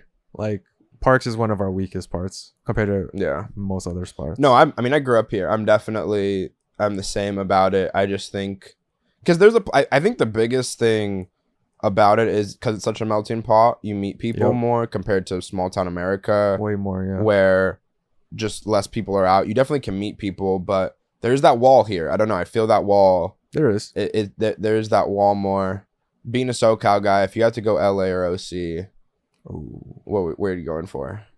I'm more of an LA guy. LA guy. Yeah. I think it's got the variety I prefer. Yeah. Both in food and experiences. Yeah. It can get grimier, you know? Oh, for sure. Which I love. There's definitely more highs and highs and lowers and lowers. Basically, there. Yeah. And I like to explore it all. And I'm kind of an same. extreme guy. So I want to see like the highest and I also want to see the lowest. OC is great too, don't get me wrong. It's like very Asian in some ways too, which is nice, especially if you want certain Asian spots. And the beaches are great, but LA's where it's at. Yeah. I don't know. I grew up in LA my whole life. Maybe it's just like, it's like where I'm from. I love LA, but OC is, I kind of like, I don't know. I like where it's just, it's a little more chill. I guess in LA, you always got to like watch your back a little bit. That is true though. I think when I come to OC, I'm like, I'm there's some parts, but for the majority, just because of like probably cost, space, and people, like definitely minimum wage is higher in OC. Yeah. They're building, like, infrastructure itself is way bigger and don't get me wrong. I probably would prefer to live in OC. Yeah. If I had a choice. But if you had to like go out and like hang out, it'd be LA. And like if I could improve LA and make it more like livable and affordable and clean up the crime a bit more, I think it would like be a lot better. Yeah. Yeah. But you can say that about any place, I guess. For sure. But like there's still so much potential and just so much like art and culture that like, is necessarily pushed into that area. Yeah, I guess I'm just being like glass half empty guy. I don't know. It's just, but like, it's dude, harder. You're it's never gonna really there. want your own place. I feel like there's always that aspect of like you grew up here. Yeah, I love it. It's just weird. It's just weird to like go to my friend's house, live in an apartment that's like $6,000 a month, and you go downstairs and it's just like grimy in downtown. Like downtown is just it's fucked. Like it's definitely there. I would say really like West LA is like really well kept. Like if you go like Hollywood, it gets a little bit past like Culver, like Santa Monica, like those areas are like better, but still it just feels like the pendulum is swinging so hard with how they're building. It's like mom and pop that will never probably update any. They'll ride a fridge till the end compared to like a $20 million fucking property. I think part of it is like I just appreciate the deep, dark irony of LA. Of like how shitty it is as well.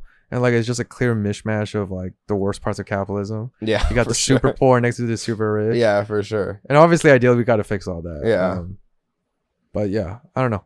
I think it's solvable essentially. And I don't want to ever give up on like those kind of issues. Yeah, try to always like meld it. Yeah, instead of like just running away. I'm not saying like you are or people who prefer OC are just running away, but I feel like those same problems will just drift and follow anyway. LA is just like a couple decades earlier. Yeah.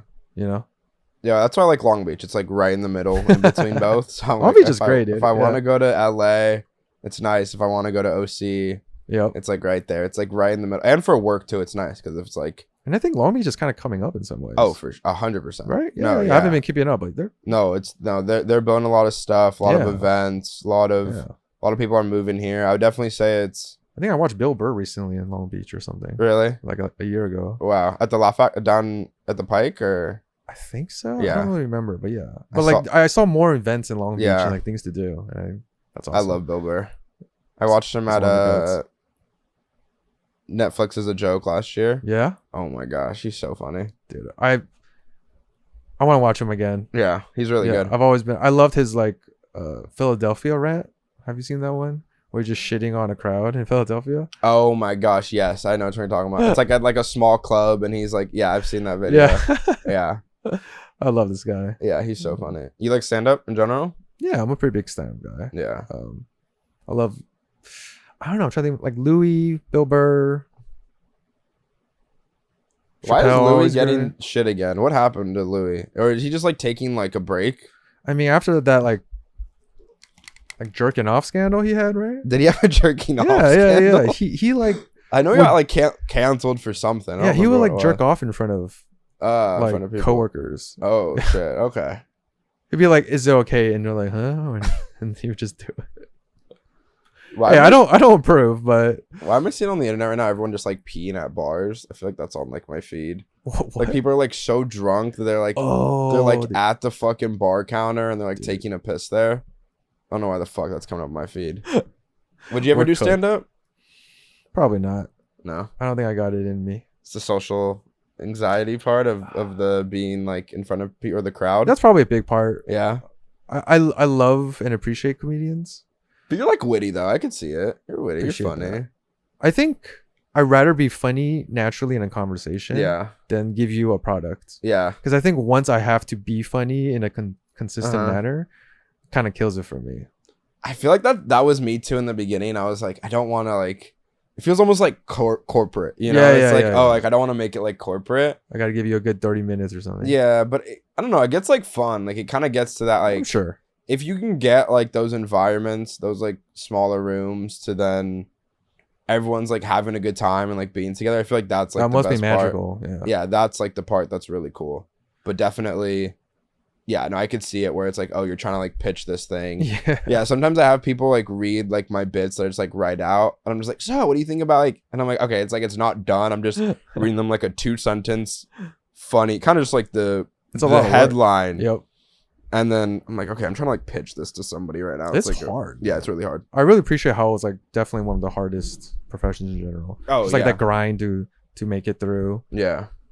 You just get shit on so much. Like there's so much failure in the beginning. So much. No bombing all the fucking time. Yeah, dude. Yeah, it's hard. Bombing must be rough.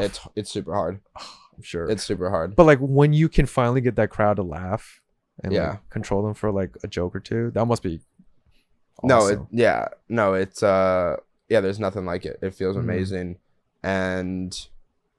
But I think it's just like anything in life. I think it's just like you just try and like the more numbers you put in, the more it will. That's true. Kind of just like come out. Like it will, and you'll find your groove. And yeah, it's all about just like finding your groove. That's what like anything. It sounds fucking cliche, but that's what happens. Yeah, I think people underestimate. The right is correct in the sense of emphasizing personal responsibility. Or like you can get a lot done if you just put in 10,000 hours or whatever. There's a lot of skill to be expressed in the world. I was kind of curious, like, how long have you been doing stand-up? Like a couple years. Oh, nice. Yeah.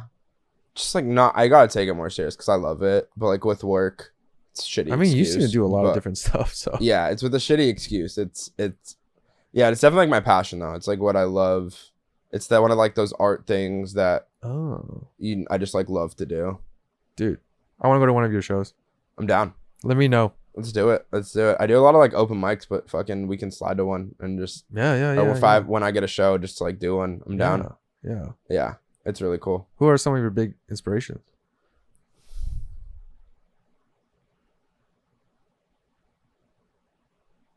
Bill Burr growing up was pretty like I was watching him when I was younger. I think one of like the first comedy shows I ever watched was like Fluffy, like Gabriel. Oh yeah, he's fucking hilarious. Like Gabriel Iglesias or something. Yeah, Gabriel Iglesias. He's fucking hilarious. Yeah, Long Beach native too. Oh, nice. Yeah, I haven't really got into like a bunch of like the older guys. Like I've watched like some of them. Definitely more of like the newer gen. Yeah, me too. Stuff.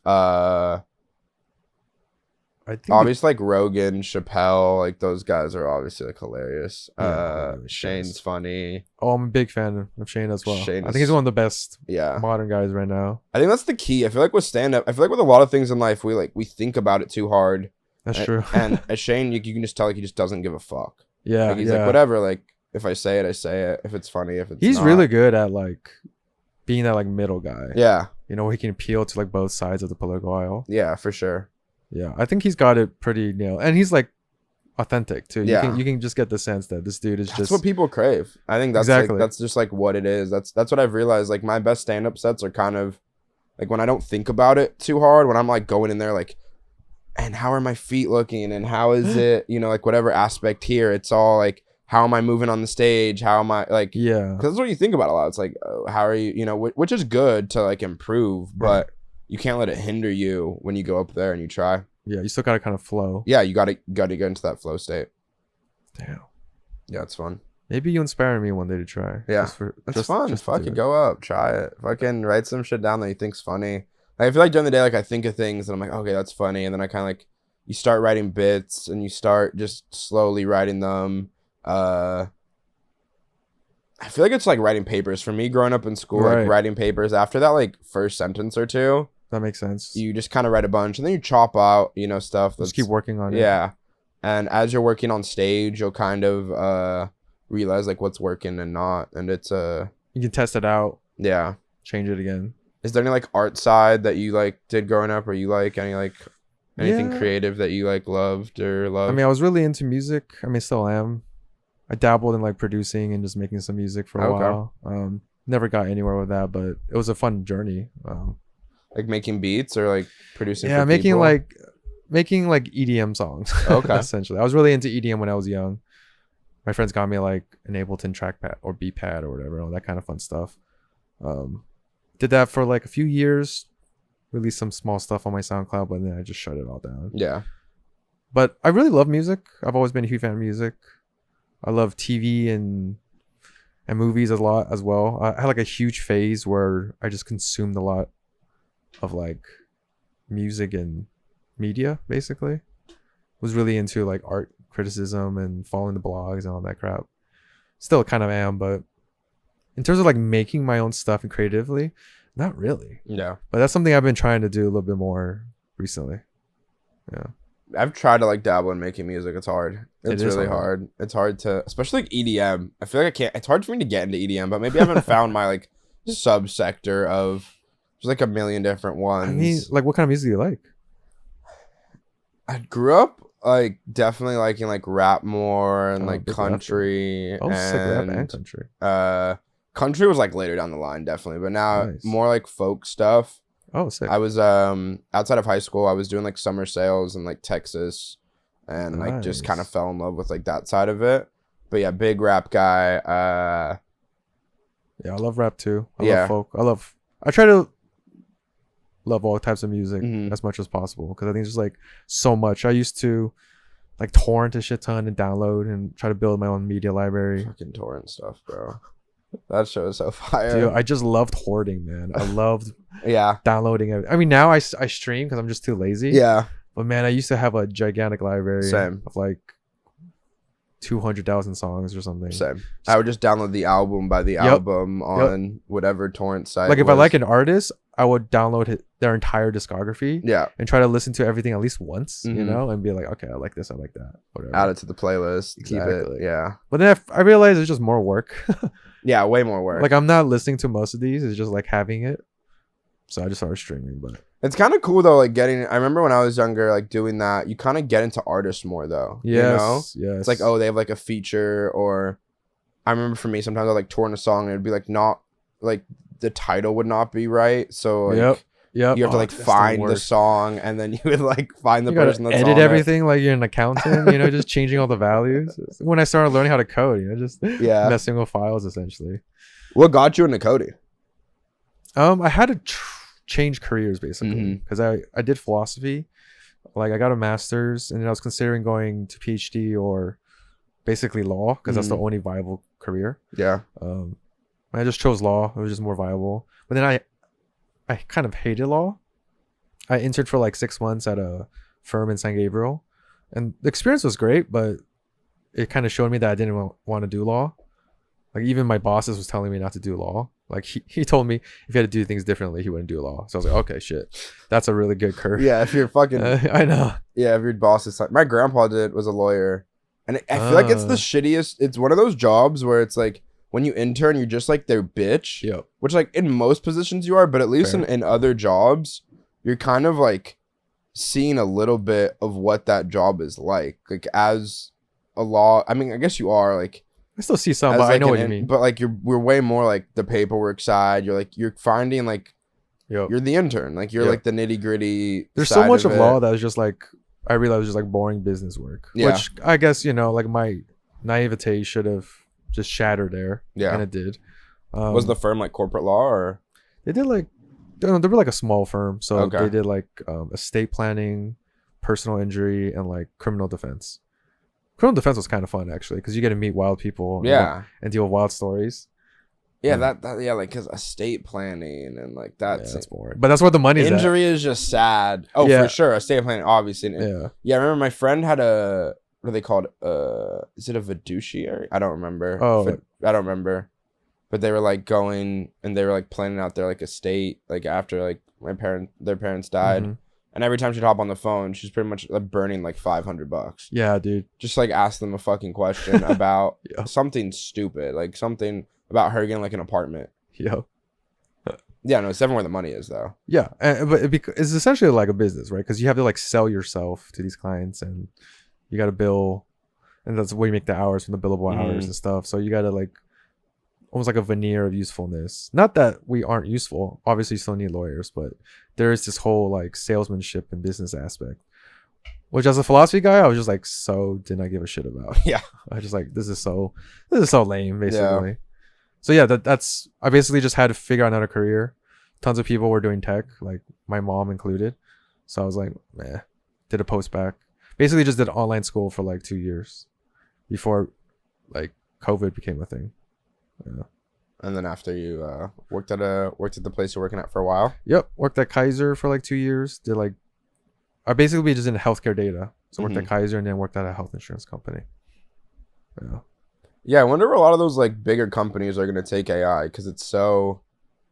I don't know if they're gonna use it for that because it's like accounting and stuff. Maybe it will get taken over by accounting, which it kind of already is.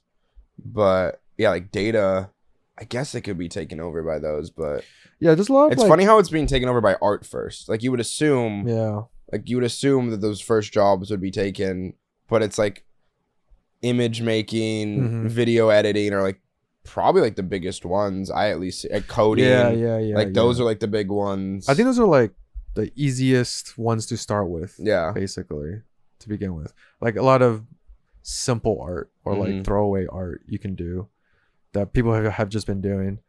It's obviously creeping too much into like good art or whatever, or genuine art. And that's a whole issue. And I sympathize with my artist friends for sure. But I can see why it's popped off in that sense. And like the very basic types of like, I mean, they don't even really exist, but like sort of like entry kind of roles or like, yeah, like these really simple stuff, they're definitely getting just pushed out. But people just gotta change. Like if you have like 10 different steps in your job, maybe like 5 to 8 of them are done by AI now. Yeah. So you gotta make sure you do those last 3 like much better. Like you should be able to do those last 3 much better. I think we gotta push back. Like if I want to call a company though, like we gotta cut that. I do not want to talk to I don't want to talk to a chat robot, bro. I hate it too, actually. Yep. I don't get the. I've hated every time I use it. I hate it.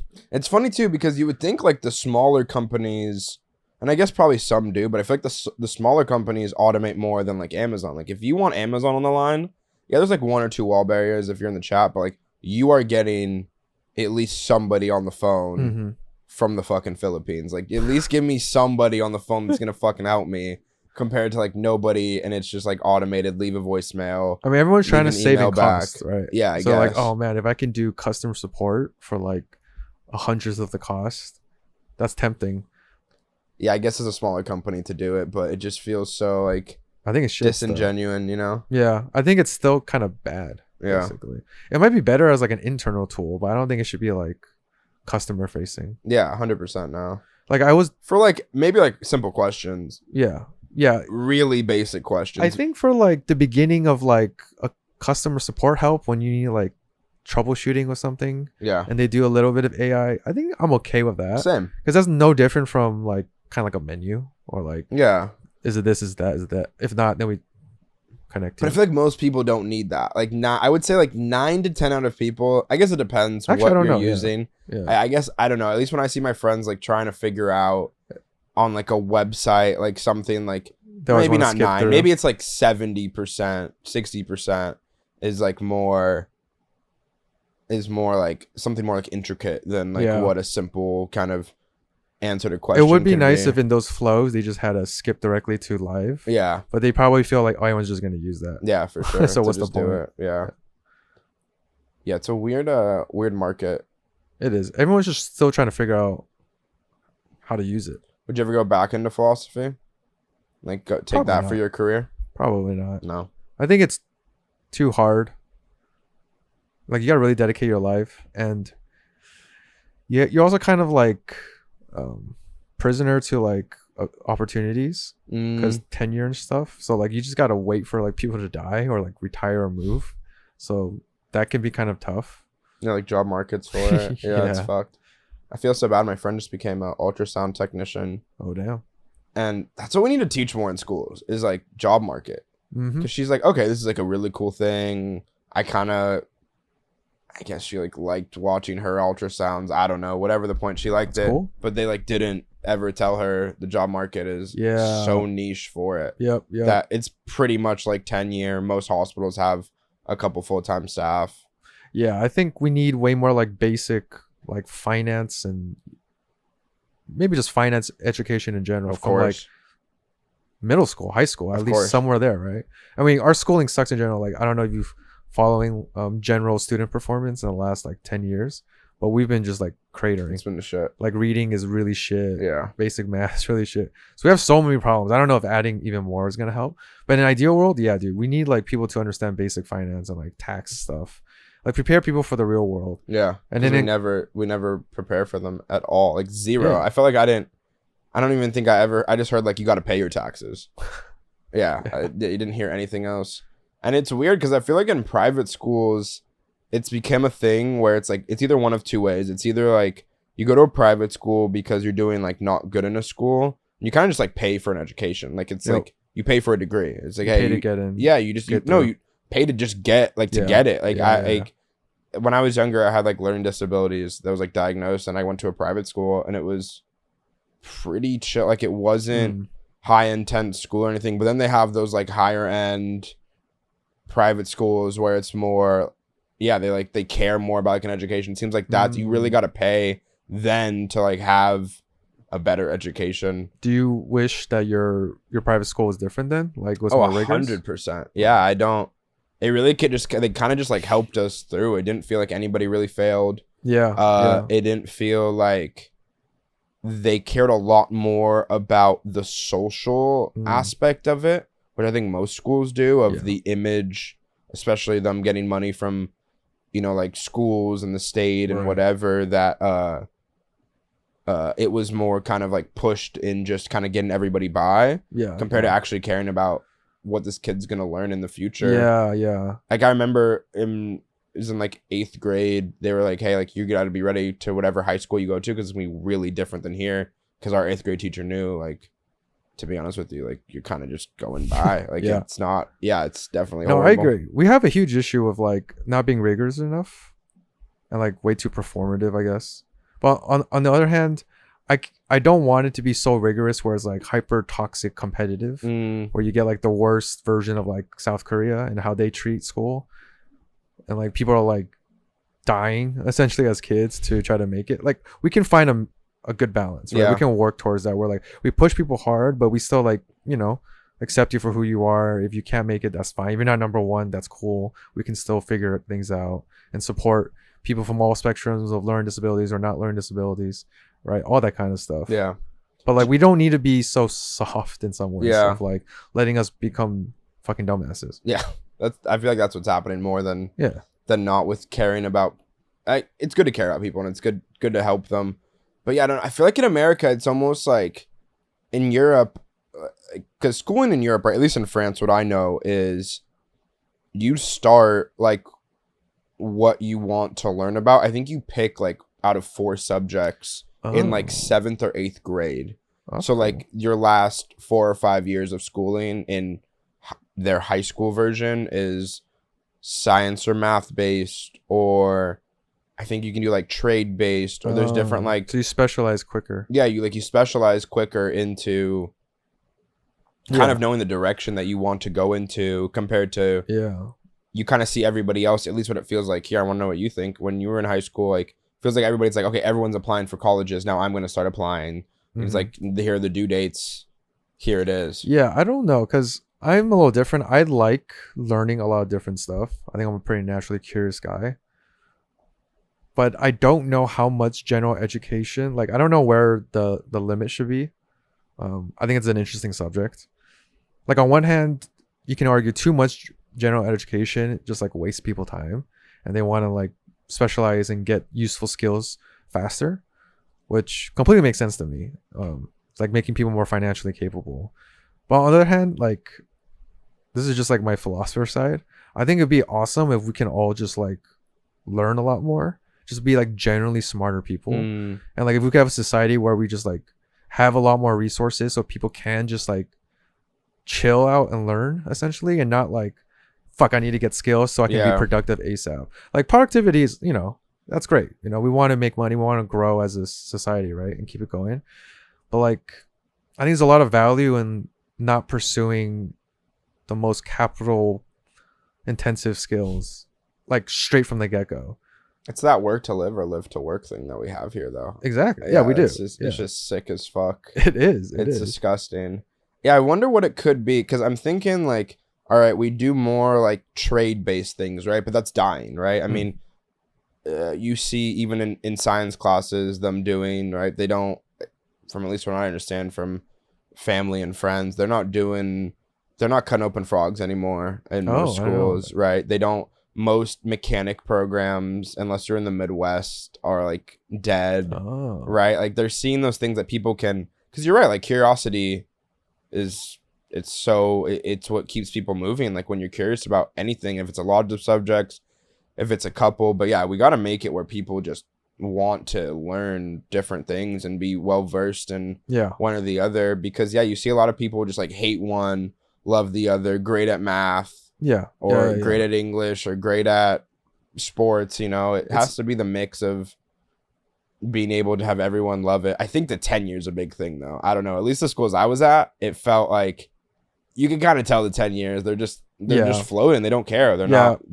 And you see these kids coming out of college that are like dying to be in that position, and those are the people that are connecting with the kids. At least what I saw, 10x. Compared to majority of the teachers that are doing it in almost just care, like they'll pick one or two favorites, but the people that are caring about everybody is like those people that are more driven coming straight out of college. I mean, there's so many ways that the education system can be reformed, like top to bottom. There's so many different ways, both like ways that they will like and maybe ways they won't like as the industry. Like I think part of it is we can probably pay them more. Like I think a lot of like crappy teachers is because it's a pretty crappy job. It's crazy hours, crazy people you gotta deal with, and not great pay. So maybe we can just like help that first, and then you might naturally have just better people and like people who aren't so stressed out. But on the other hand, so many parts of the system, like tenure can be such a easy cop out for like piss poor performance in some ways. In an ideal world, like the committee will be aware of that and control for that, but we know how humans actually work. And so I don't know, it like everything else in this damn life, it's complicated. It is. What was like the biggest difference from like Christian school, or you said Catholic school? It was Christian. It was like Christian school to like public school. Like what were like the big differences that you saw? Well, I can only speak from my experience. I think the biggest difference is probably the community. But to be fair, the Christian school was like necessarily kind of smaller. So like my classes were like 30 to 40 people on average. Like my year is probably like 30 to 40 people. Whereas a public middle school at that time is probably more like hundreds. Yeah, of course. Right. So I think just being like, I kind of like that though. Like that group size felt quite nice because I got to know everyone in my year, and you get like a good spectrum of all different types of people, all different types of cliques, and I felt like I got to get to know them at maybe like a deeper level. Of course, like the nerds and the jocks, at a deeper level, because we're still kind of small and we all kind of know each other, and we're all still kind of friendly. Obviously you got like being Christian to kind of unite you, so that part is nice. But on the other hand, not only just the lessons, but maybe like the quality of certain education I would disagree with, or I feel like this is just more Jesus stuff. Like I wasn't getting like a full honest talk about certain things. You know, I couldn't like see truly different types of people from compared to just like a Christian. Yeah. Yeah. Was it like half the day religious, half the day? It was still mostly like a typical school. Okay. But there was always Bible, like a Bible class. Mm-hmm. And then every Thursday, Bible class would turn into like a prayer, kind of like worship session. Interesting. Yeah. And would you say like in a lot of the subjects itself had Yeah. Christian base as well too? Yeah. I mean, I don't know about like math, right? They're not doing Yeah, math yeah. where they're like, This is how God does multiplication, not the heathen way. yeah, they're like, yeah, 2 times 2 there is not a. We're still It's not how pretty. Jesus They were wanted still it. pretty good about academics. I Okay. think they still like want to make sure like people can succeed and go on to good colleges and whatnot. But like certain stuff, like especially biology, where God would naturally come up, That's or where like you really felt it. certain history lessons. Mm. Yeah, for sure. History is a weird one. I feel like at least like when I took history, it was a lot of just like America's journey. It Yeah. was not a lot of America's POV. yeah, it was just America's POV. And you got like a couple things. For the most part though, it felt like we were just talking about like China. Like it just felt like we were kind of just like they were talking about like what's happening in China. I don't know, at least maybe nowadays maybe it's different. But yeah, I feel like they got to learn like history more. Mm-hmm. Uh I think history's great for people to learn. In of general. course, 100%. It's actually low key super valuable. High key. It is high key High fucking key. valuable. You're right. Because it's, you know, right? You don't want to make the mistakes as we usually do, though, right? History usually repeats itself. But yeah, schooling's it's a weird one. I don't know where it will. I hope it gets better. I hope it's not a lot of, because even in private schools, what I see, I know a couple kids that go to Christian private schools and Oh yeah. Nice. and like other ones, and it feels almost just money just rules this world. That's what I love about Europe more. I want to know in Asia is do you feel that? I mean, obviously, right, we live in the world, and even if it's not like a capitalist country, it's backed by something capitalist, Sure, right? sure, Like yeah. if it's a company that's backed by it. Yeah. Do you like do you see that a lot in Asia? I think so. I think Asia is. I mean, I don't know about China as much, but probably. I think they're really captured by money Yeah. as well. Like, I mean, if you look at like Korea, Taiwan as well, I think money matters a lot. Yeah. Like, they definitely look at America as like the goal, Mm. you know? So, in some ways, I think, honestly, with like Asian families, they can care about money more than like even an average American family at times, because they're so hungry to like climb to the top of the world stage, you know.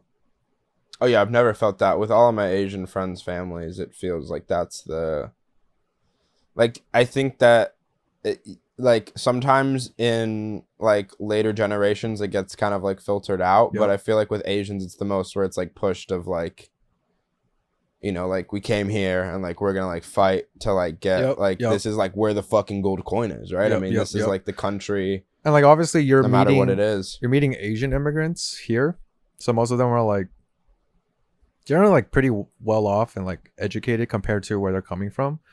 You know, just the fact of being able to come over. Yeah. And so you're basically getting like the tryhards from Asia who come over and they're like, dude, you gotta grind, you know? You gotta be a doctor, lawyer, or whatever, right? All those stereotypes. And to an extent, they're kind of true because they're big on that. Yeah. Like my parents are hardcore grinders and they pushed me and my brothers to be grinders as well. Yeah. Yeah, I don't, that's again, like we come down to like the mix of life, because I felt like coming from a white family, I did not feel the grind. I did not Really? feel. Yeah, no, I didn't. I think I that's saw nice, my though. parents grind, but I don't think it was definitely more of Pushed like, as hard. yeah, it was definitely more of like try, but I never felt the. Bro, I saw some of my Asian kids get hit if it was a bad grade, like dead ass, like Yep, not. yep. I'm not even lying. Yep. Like it was, they were fucking heated. Dude, yep. It's So- always like belt or like clothes hangers. That's what they do for like poor performance. It's always that shit, dude. The belt or the clothes hanger going Yep. coming in. Yeah. It's universal. That was the first time I ever saw my friend get hit. just like they did in smacked- front of you. Yeah, in front I of don't give me. a shit. They didn't give a fuck. They just smacked the shit. Yeah, they smacked the shit out of her too. Damn. Yeah, That's a girl. Yeah, they don't care. yeah. I don't know. This family was but I was also there a lot. Like I wasn't like a stranger coming in. Like I was like, that's bold even like, for Asians, day man. one. No. Day one. I was like over at her house all the time, Oh, then and you like saw. we were close. So I saw them fight and stuff, and Yeah. it was bigger. It was bigger than I don't know what was going on. I'm sure it was more than that. Yeah, right? but Yeah. yeah, I don't know. So you felt the pressure kind of growing up? It was like being Yeah. But I never cared. yeah. I like I didn't want to be a good student essentially because I always wanted to have fun, and it turns out later I found out like in my early 30s because I finally went to therapy a couple years ago that I have ADHD. So I was like, oh, that kind of makes sense why I was kind of bored and I just want to have fun a lot. Yeah. But I always kind of like I fought my parents a lot when I was younger. Same. Yeah. I think it was it's that rebellion aspect of it. I think a lot of kids just have the rebel. They just want to do something different than what the path is that's on there. The first music I really got into was heavy metal, like really deep into metal. I fuck with that. Who like what bands? Like As I Lay Dying, it was like a Christian band. It's like a Christian, God, I don't even know what they were. Metalcore maybe? Okay. Just a lot of like heavier metal, essentially. I was really, really into it in part because it felt so different from Christianity. Mm-hmm. It pissed my parents off. Yeah. It really pissed them off. Like they would bring aspects of the actual religion, but like into the music and also kind of shit on Yeah, it, because maybe. there was actually Christian metal that was actually Mhm. quite good. Like my favorite Christian metal band was Under Oath, and they're like this like emo metalcore Christian kind of thing.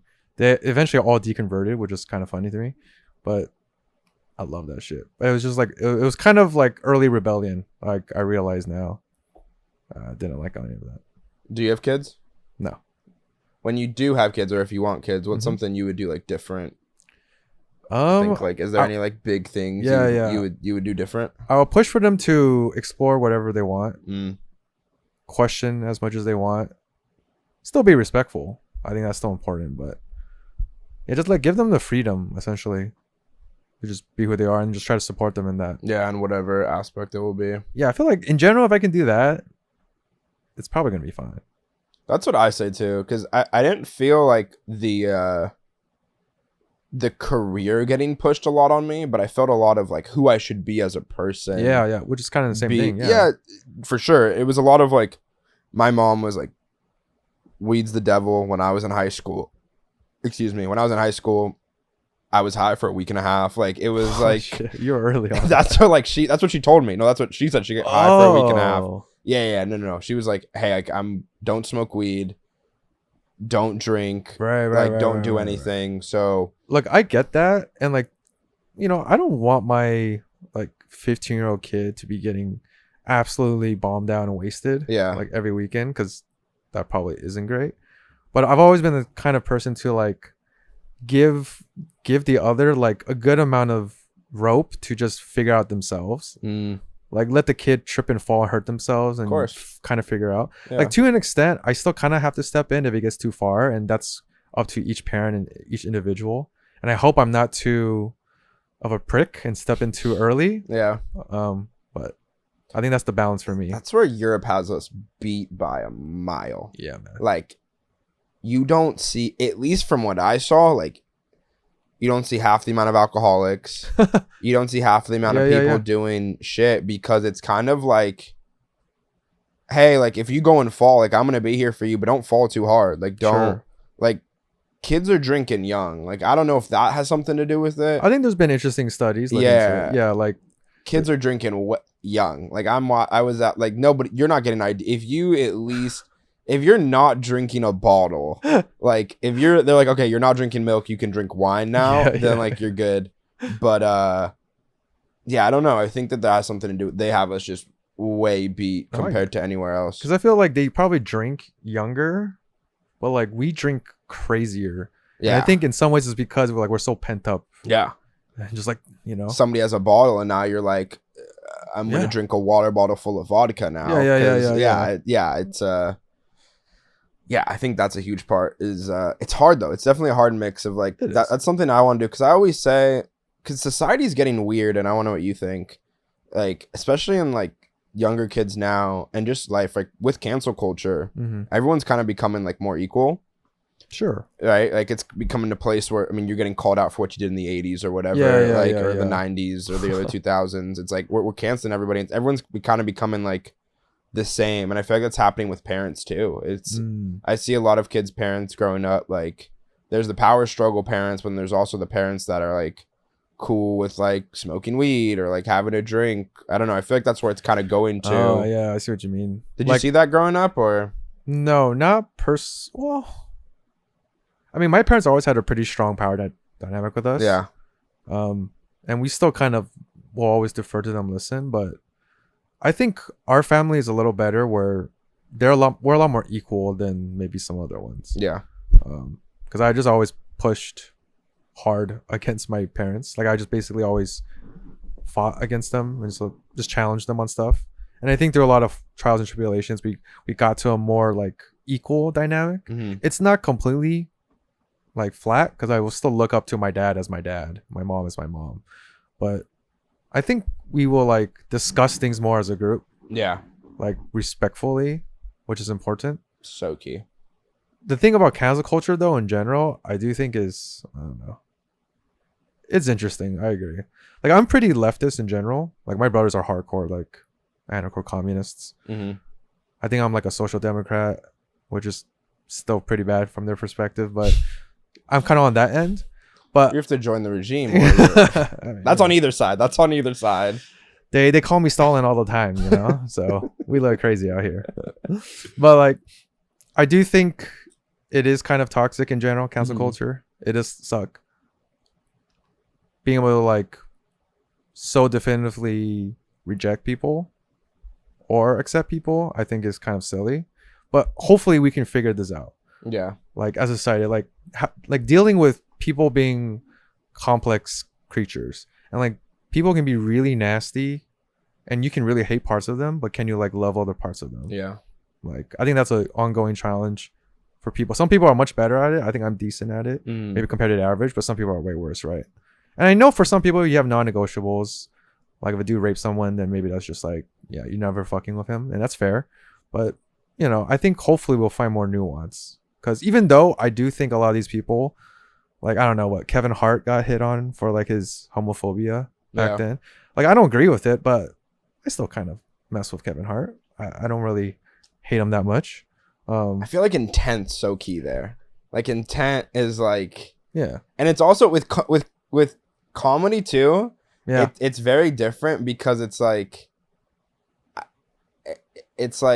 you can kind of shit on everybody. Like that's comedy's a hard one to it. I get it. Yeah. Comedy's a tough one, but I feel like in cancel culture, at least from what I've seen, like the pendulum kind of shifted. Like cancel culture was huge. Yep. And they realized they went too far. Yeah. They realized they went too far. Every movie sucks. Not every movie. Most movies are not the best. And then it kind of goes down and people are like, all right, like let me come back, and now you see a lot more of big movie industries coming in. Bring this a little closer. I can lower it down too. My bad. No, you're good. You're good. Yeah. I was set up. Yeah, I was gonna say that. Yeah, it's coming back like on the pendulum of. Right, you see all these movies industries. They're trying to be like a little more, like going back to like being more funny and like trying stuff out. Being more edgy in some ways. Yeah, being more edgy. It's hard too because it's constantly changing. Like, that's the thing. The one thing I don't like about cancel culture is like we think words are gonna change everything. Sure. Like when I went to Utah, right? There was like different kind of areas. I went to like a fucking high school there, and it was like sectioned off to like people that weren't doing good in school, people that were like depressed. Yep. People. It was like a fucking like treatment center school, right? Oh damn. And again, because it's like pushed to like, you know, you get kicked out of school, so you're gonna go to like a fucking Mormon fucking school, and they're like, all right, kids that are like I was like doing like more drugs when I was younger, and like just like my priorities weren't straight. Besides the point, anyways. I think a lot of it is like, all right, these kids were getting made fun of like what their like homes were called, right? So then they like changed the word of like the home. Like that does anything though. Like what is I that gonna see. do? I don't know if changing the word, if the word gets derogatory, to then switch out that word, what is that gonna change with the culture? That's the one thing I don't Yeah. get about cancel culture. Yeah. I get if you want to judge somebody for doing something fucked up, okay, teach their own. But I feel like it's stupid to try to like, we're literally like fucking micromanaging people Yeah. from like, I okay, you think. can't use Yeah. like retarded now, or like you can't do Hmm. this now because it's like derogatory. I don't know. That's the tough part that I can't swallow of like what words you're gonna use and not use because of something. I still say retarded a lot, honestly. Yeah. No, but Same. I think the issue is like good intentions with bad execution. Yeah. Because I still fundamentally agree with a lot of like the principles of cancel culture, not the canceling, but the people they were trying to protect. Because I think LGBTQ stuff is all fine. Like just let people be who they are. I have no issues with that, and we should watch out in general for like the ways bias, racism, just discrimination in general can be intertwined in normal life without realizing. So that is, I think, all like genuine, and we can work on that. Completely. But the way it got like policed and like quickly pushed through, Yeah. just rubbed people the wrong way, and it was just like, yeah, completely ineffective, Yeah.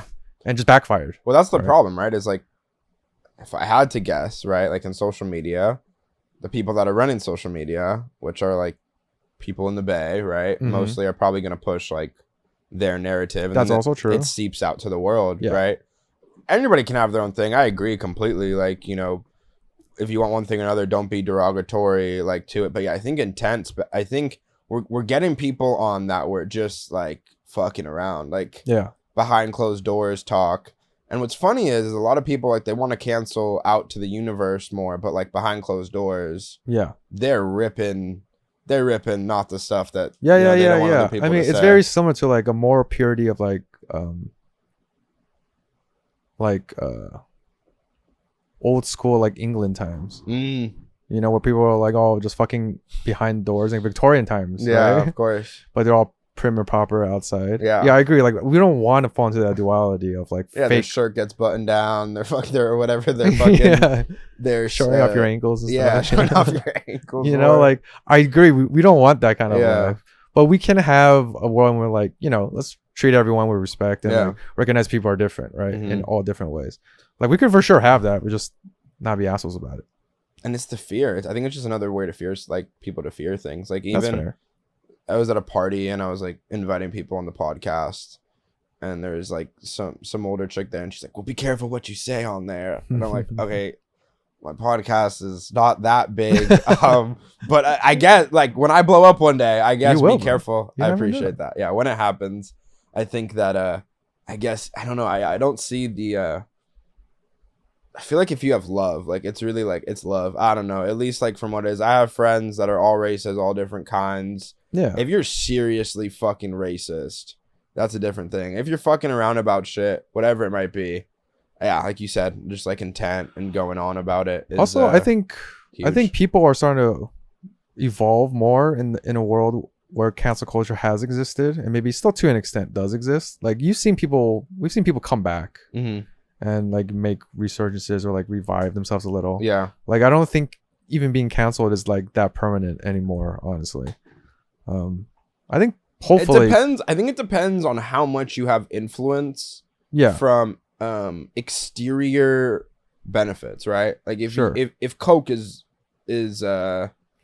endorsing you, right? Or if you've built your community where you're pushing your own shit, your own merch, your own ads, but like you even see like YouTube, right? Like for Mhm. example, right? Like they were very pushy about like what you could say It's true. That's about COVID, right? And now they've brought the pendulum back about stuff, but then they still monitor words. Like you can't say, you know, like somebody with kids with the P, right? Where Mhm, like, you know, you mhm. can't say that fucking word on YouTube or you'll get dinged. It's like Mm. so weird. Yeah, it's weird. I don't know where to like draw the line. And it's weird too, because I feel like when you go to other countries, like at least the ones I've been, it's like not it's like not there at all. It feels like it's almost That's like fair. Yeah, I mean, dead. I don't know. It doesn't even feel like it's in the, and again, I'm not dealing with hundreds of thousands of people, but right, the couple people that I've met in different countries completely don't know each other. It feels like it's love. Like it's just like we're here together fucking talking and having a beer or having food together or going out and doing something. No, that's true. Like canceling does still like hurt people economic or like financially a lot. Yeah. It can. I guess my hope is like you can still salvage something. Like it won't wipe you out completely. Like you can still have a fan base, a following, and maybe do something else of that. And hopefully in the future things ease up essentially. With it. And like different opinions and expressions, even if they're not kosher necessarily, like super palatable to the general population, just I don't know, let it be. Yeah, it's weird. I feel like the people that can get out of cancel culture are like radicalists only. Like I feel like a lot of the like the medium people that like we're just fucking around saying something that like holds on to their ass. I guess everybody's different, but you see those like radical people. It's like they said something radical. Now they're like, wait, what? I just got 1 million fucking views. Like Nick Fuentes. It's like now I'm gonna ride this fucking now I'm gonna ride it till the wheels fall off. I mean, what happens though a lot of times is that would just be like a right wing pipeline. So often if you get canceled, then the right wing like media sphere will like easily pick you up and boost you. Yeah, now you're like I'm in it. Yeah. Which, you know, I think it's just like an easy pipeline essentially, and I don't really prefer that. I think we can just once again find some happy medium where like I think it's fine to platform. I kind of don't like that idea. Platform ideas or opinions you don't really agree with. I'm generally much more in favor of like much more radical freedom of speech, besides like the very basic ones of like don't yell fire in a crowded theater, don't specifically say you want to kill someone and plan it out, shit like that. But yeah, I think hopefully platforms just be smarter about being more free. You know, maybe even for advertisers in general. But I think that takes like a huge cultural change. Like people in general have to just be more nuanced. To it. And not so vindictive. Yeah. And the policing. Like that's the biggest part like you're talking about is because I've had some people that have come on here and they're like, hey, I want to like police like what people say. And I'm like, I hear you, but like, okay, what are these people going to police? So like who's ever giving them money, now they're at their what's end of like what can be said and not said about A, B, or C. Like if it was biased, like, or if it, not biased, if it was like neutral in points, then I can understand. But yeah, I think intent needs to be like thought about more. Sarcasm. Sarcasm is so fucking is key with that stuff, because I feel like I hear people get canceled and I'm like even like Shane Gillis, like he's a great example. Like he came back from it, like but, like from SNL. It's like what was it? It was like 1 week he got hired, and then he got fired, or like no, he like worked at SNL, he got fired, and then like at the end it shifted again, and now he's hosting it. It's like we got to figure out. I feel like that's where like other countries have is that pendulum. At least they kind of like try it like a little bit less, and I think more because in other countries I think a lot more stuff is not individualized. Here it's so individualized that like in other, like at least in like Europe, right, like most companies or even things that you buy, it feels so big that like I don't know, I feel like when like they move the needle, it's like all right, they're moving it like a little bit compared to like in America it's like pendulum shift, come back, plateau, pendulum shift, plateau. Yeah, I'm not sure about if America's more, but it could be. I think it's just because it's just so individualized here. Yeah, maybe. Because in Europe, it feels like a lot more like people are obviously like, I'm not talking like politically. I'm talking more just like real world views. I guess that can go into politics, but maybe Europeans are just a little more community focused. That's They're huge. A little more resilient in that way. That's huge. Yeah, it could be. I mean, my hope of like the pendulum, right? Of anything with pendulum is like eventually it will balance out. Yeah. And it'll find... Mostly, it always does, right? Yeah. It always, like, it can't, literally, it can't not. I don't, no matter how hard it swings. Because like Americans are like, we still have this unique challenge compared to most other nations. We're For like, sure. we're just mixed with all these random people. Yeah. Essentially, right? For sure. But that's like, if we can pull it off, that's kind of the goal of liberal democracy. Yeah. Like, you don't need blood or common ground. You just have like a common idea like to connect you all as people. and it's hard.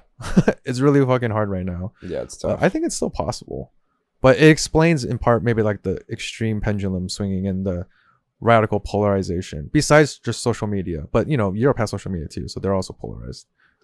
I feel like it's not seeping out though as much. Maybe not as much. Like, respectfully, like San Francisco, it feels like it's like seeping out. I'm not even talking just like politically, but just like Culturally, the homeless people. Like when I walk, they're just like scrolling. Like when I was in the Bay a couple months ago, and I'm just like downtown SF, and it's just like homeless people are like scrolling like constant. I don't know. I guess it's like where the baby was born, right? So the maximum dystopia. Of it, yeah, right? it's like the dystopia of it is there.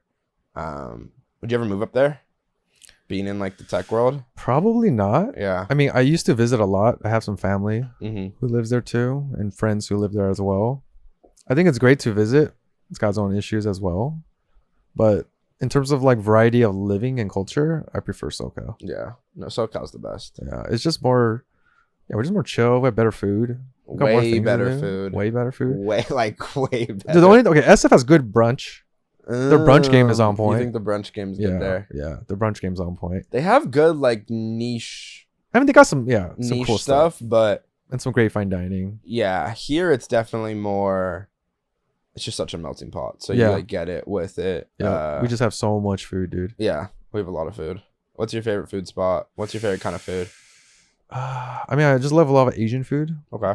and I'm kind of a fat ass right now, so I'm just eating a lot of fried food. Okay. So I fuck with that. What I've kind of really- what kind of Asian food? A lot of Japanese food, a lot of Chinese food as well. Can never go wrong with that. For sure. Eating a lot of pho, just noodles, soups. I'm Yeah. trying to get into pho. I feel like pho is like a hard one for Oh, me to really? get into. Do Yeah. you not like meat?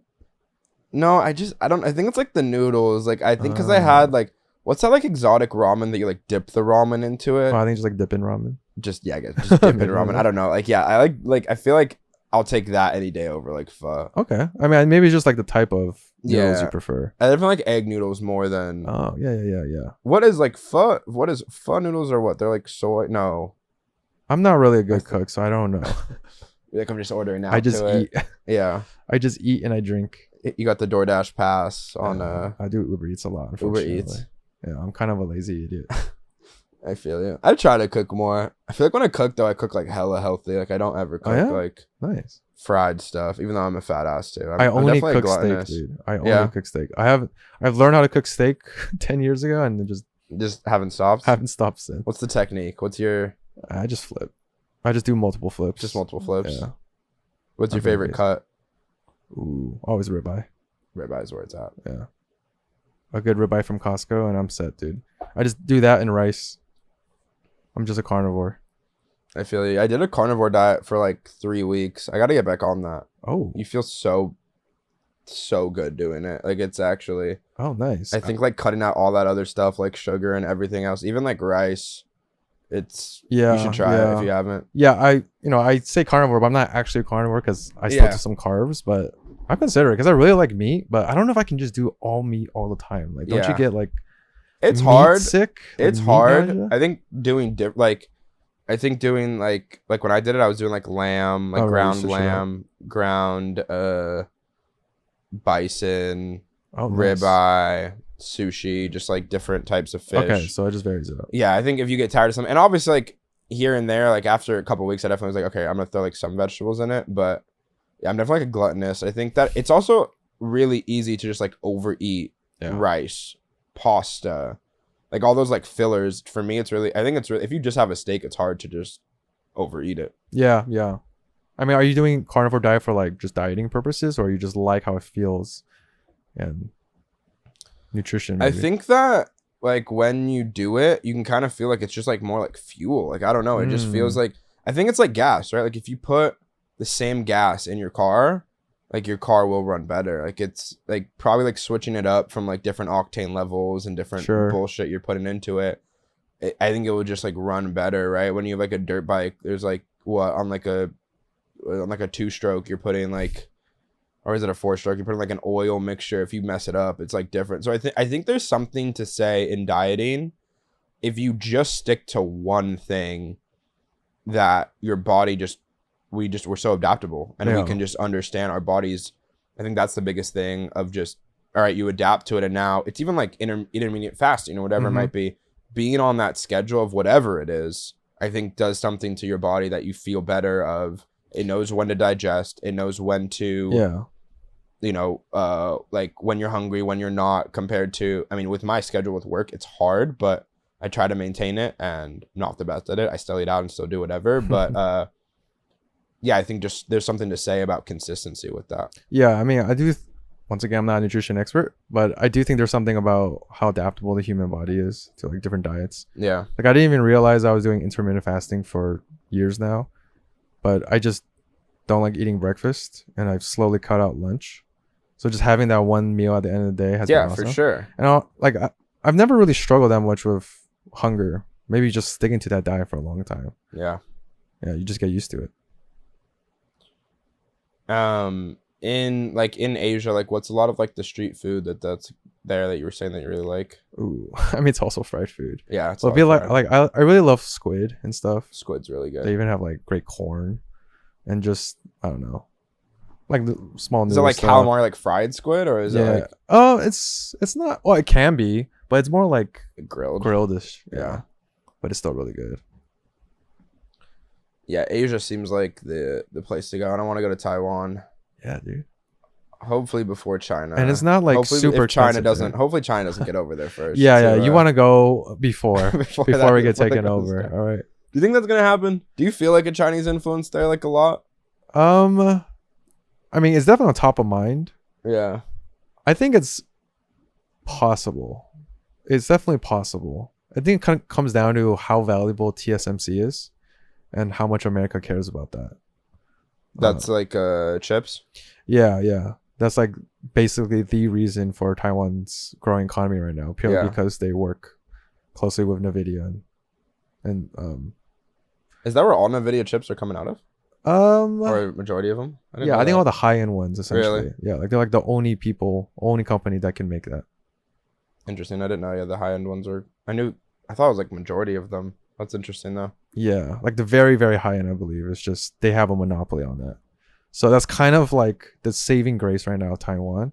Otherwise, it's a strategic asset. I mean, they're still probably valuable because it's like the closest part of an American allied nation that's right next to the border of China on that part of the world. Yeah. But beyond that, I think if there wasn't TSMC and this whole AI fervor, essentially, Yeah.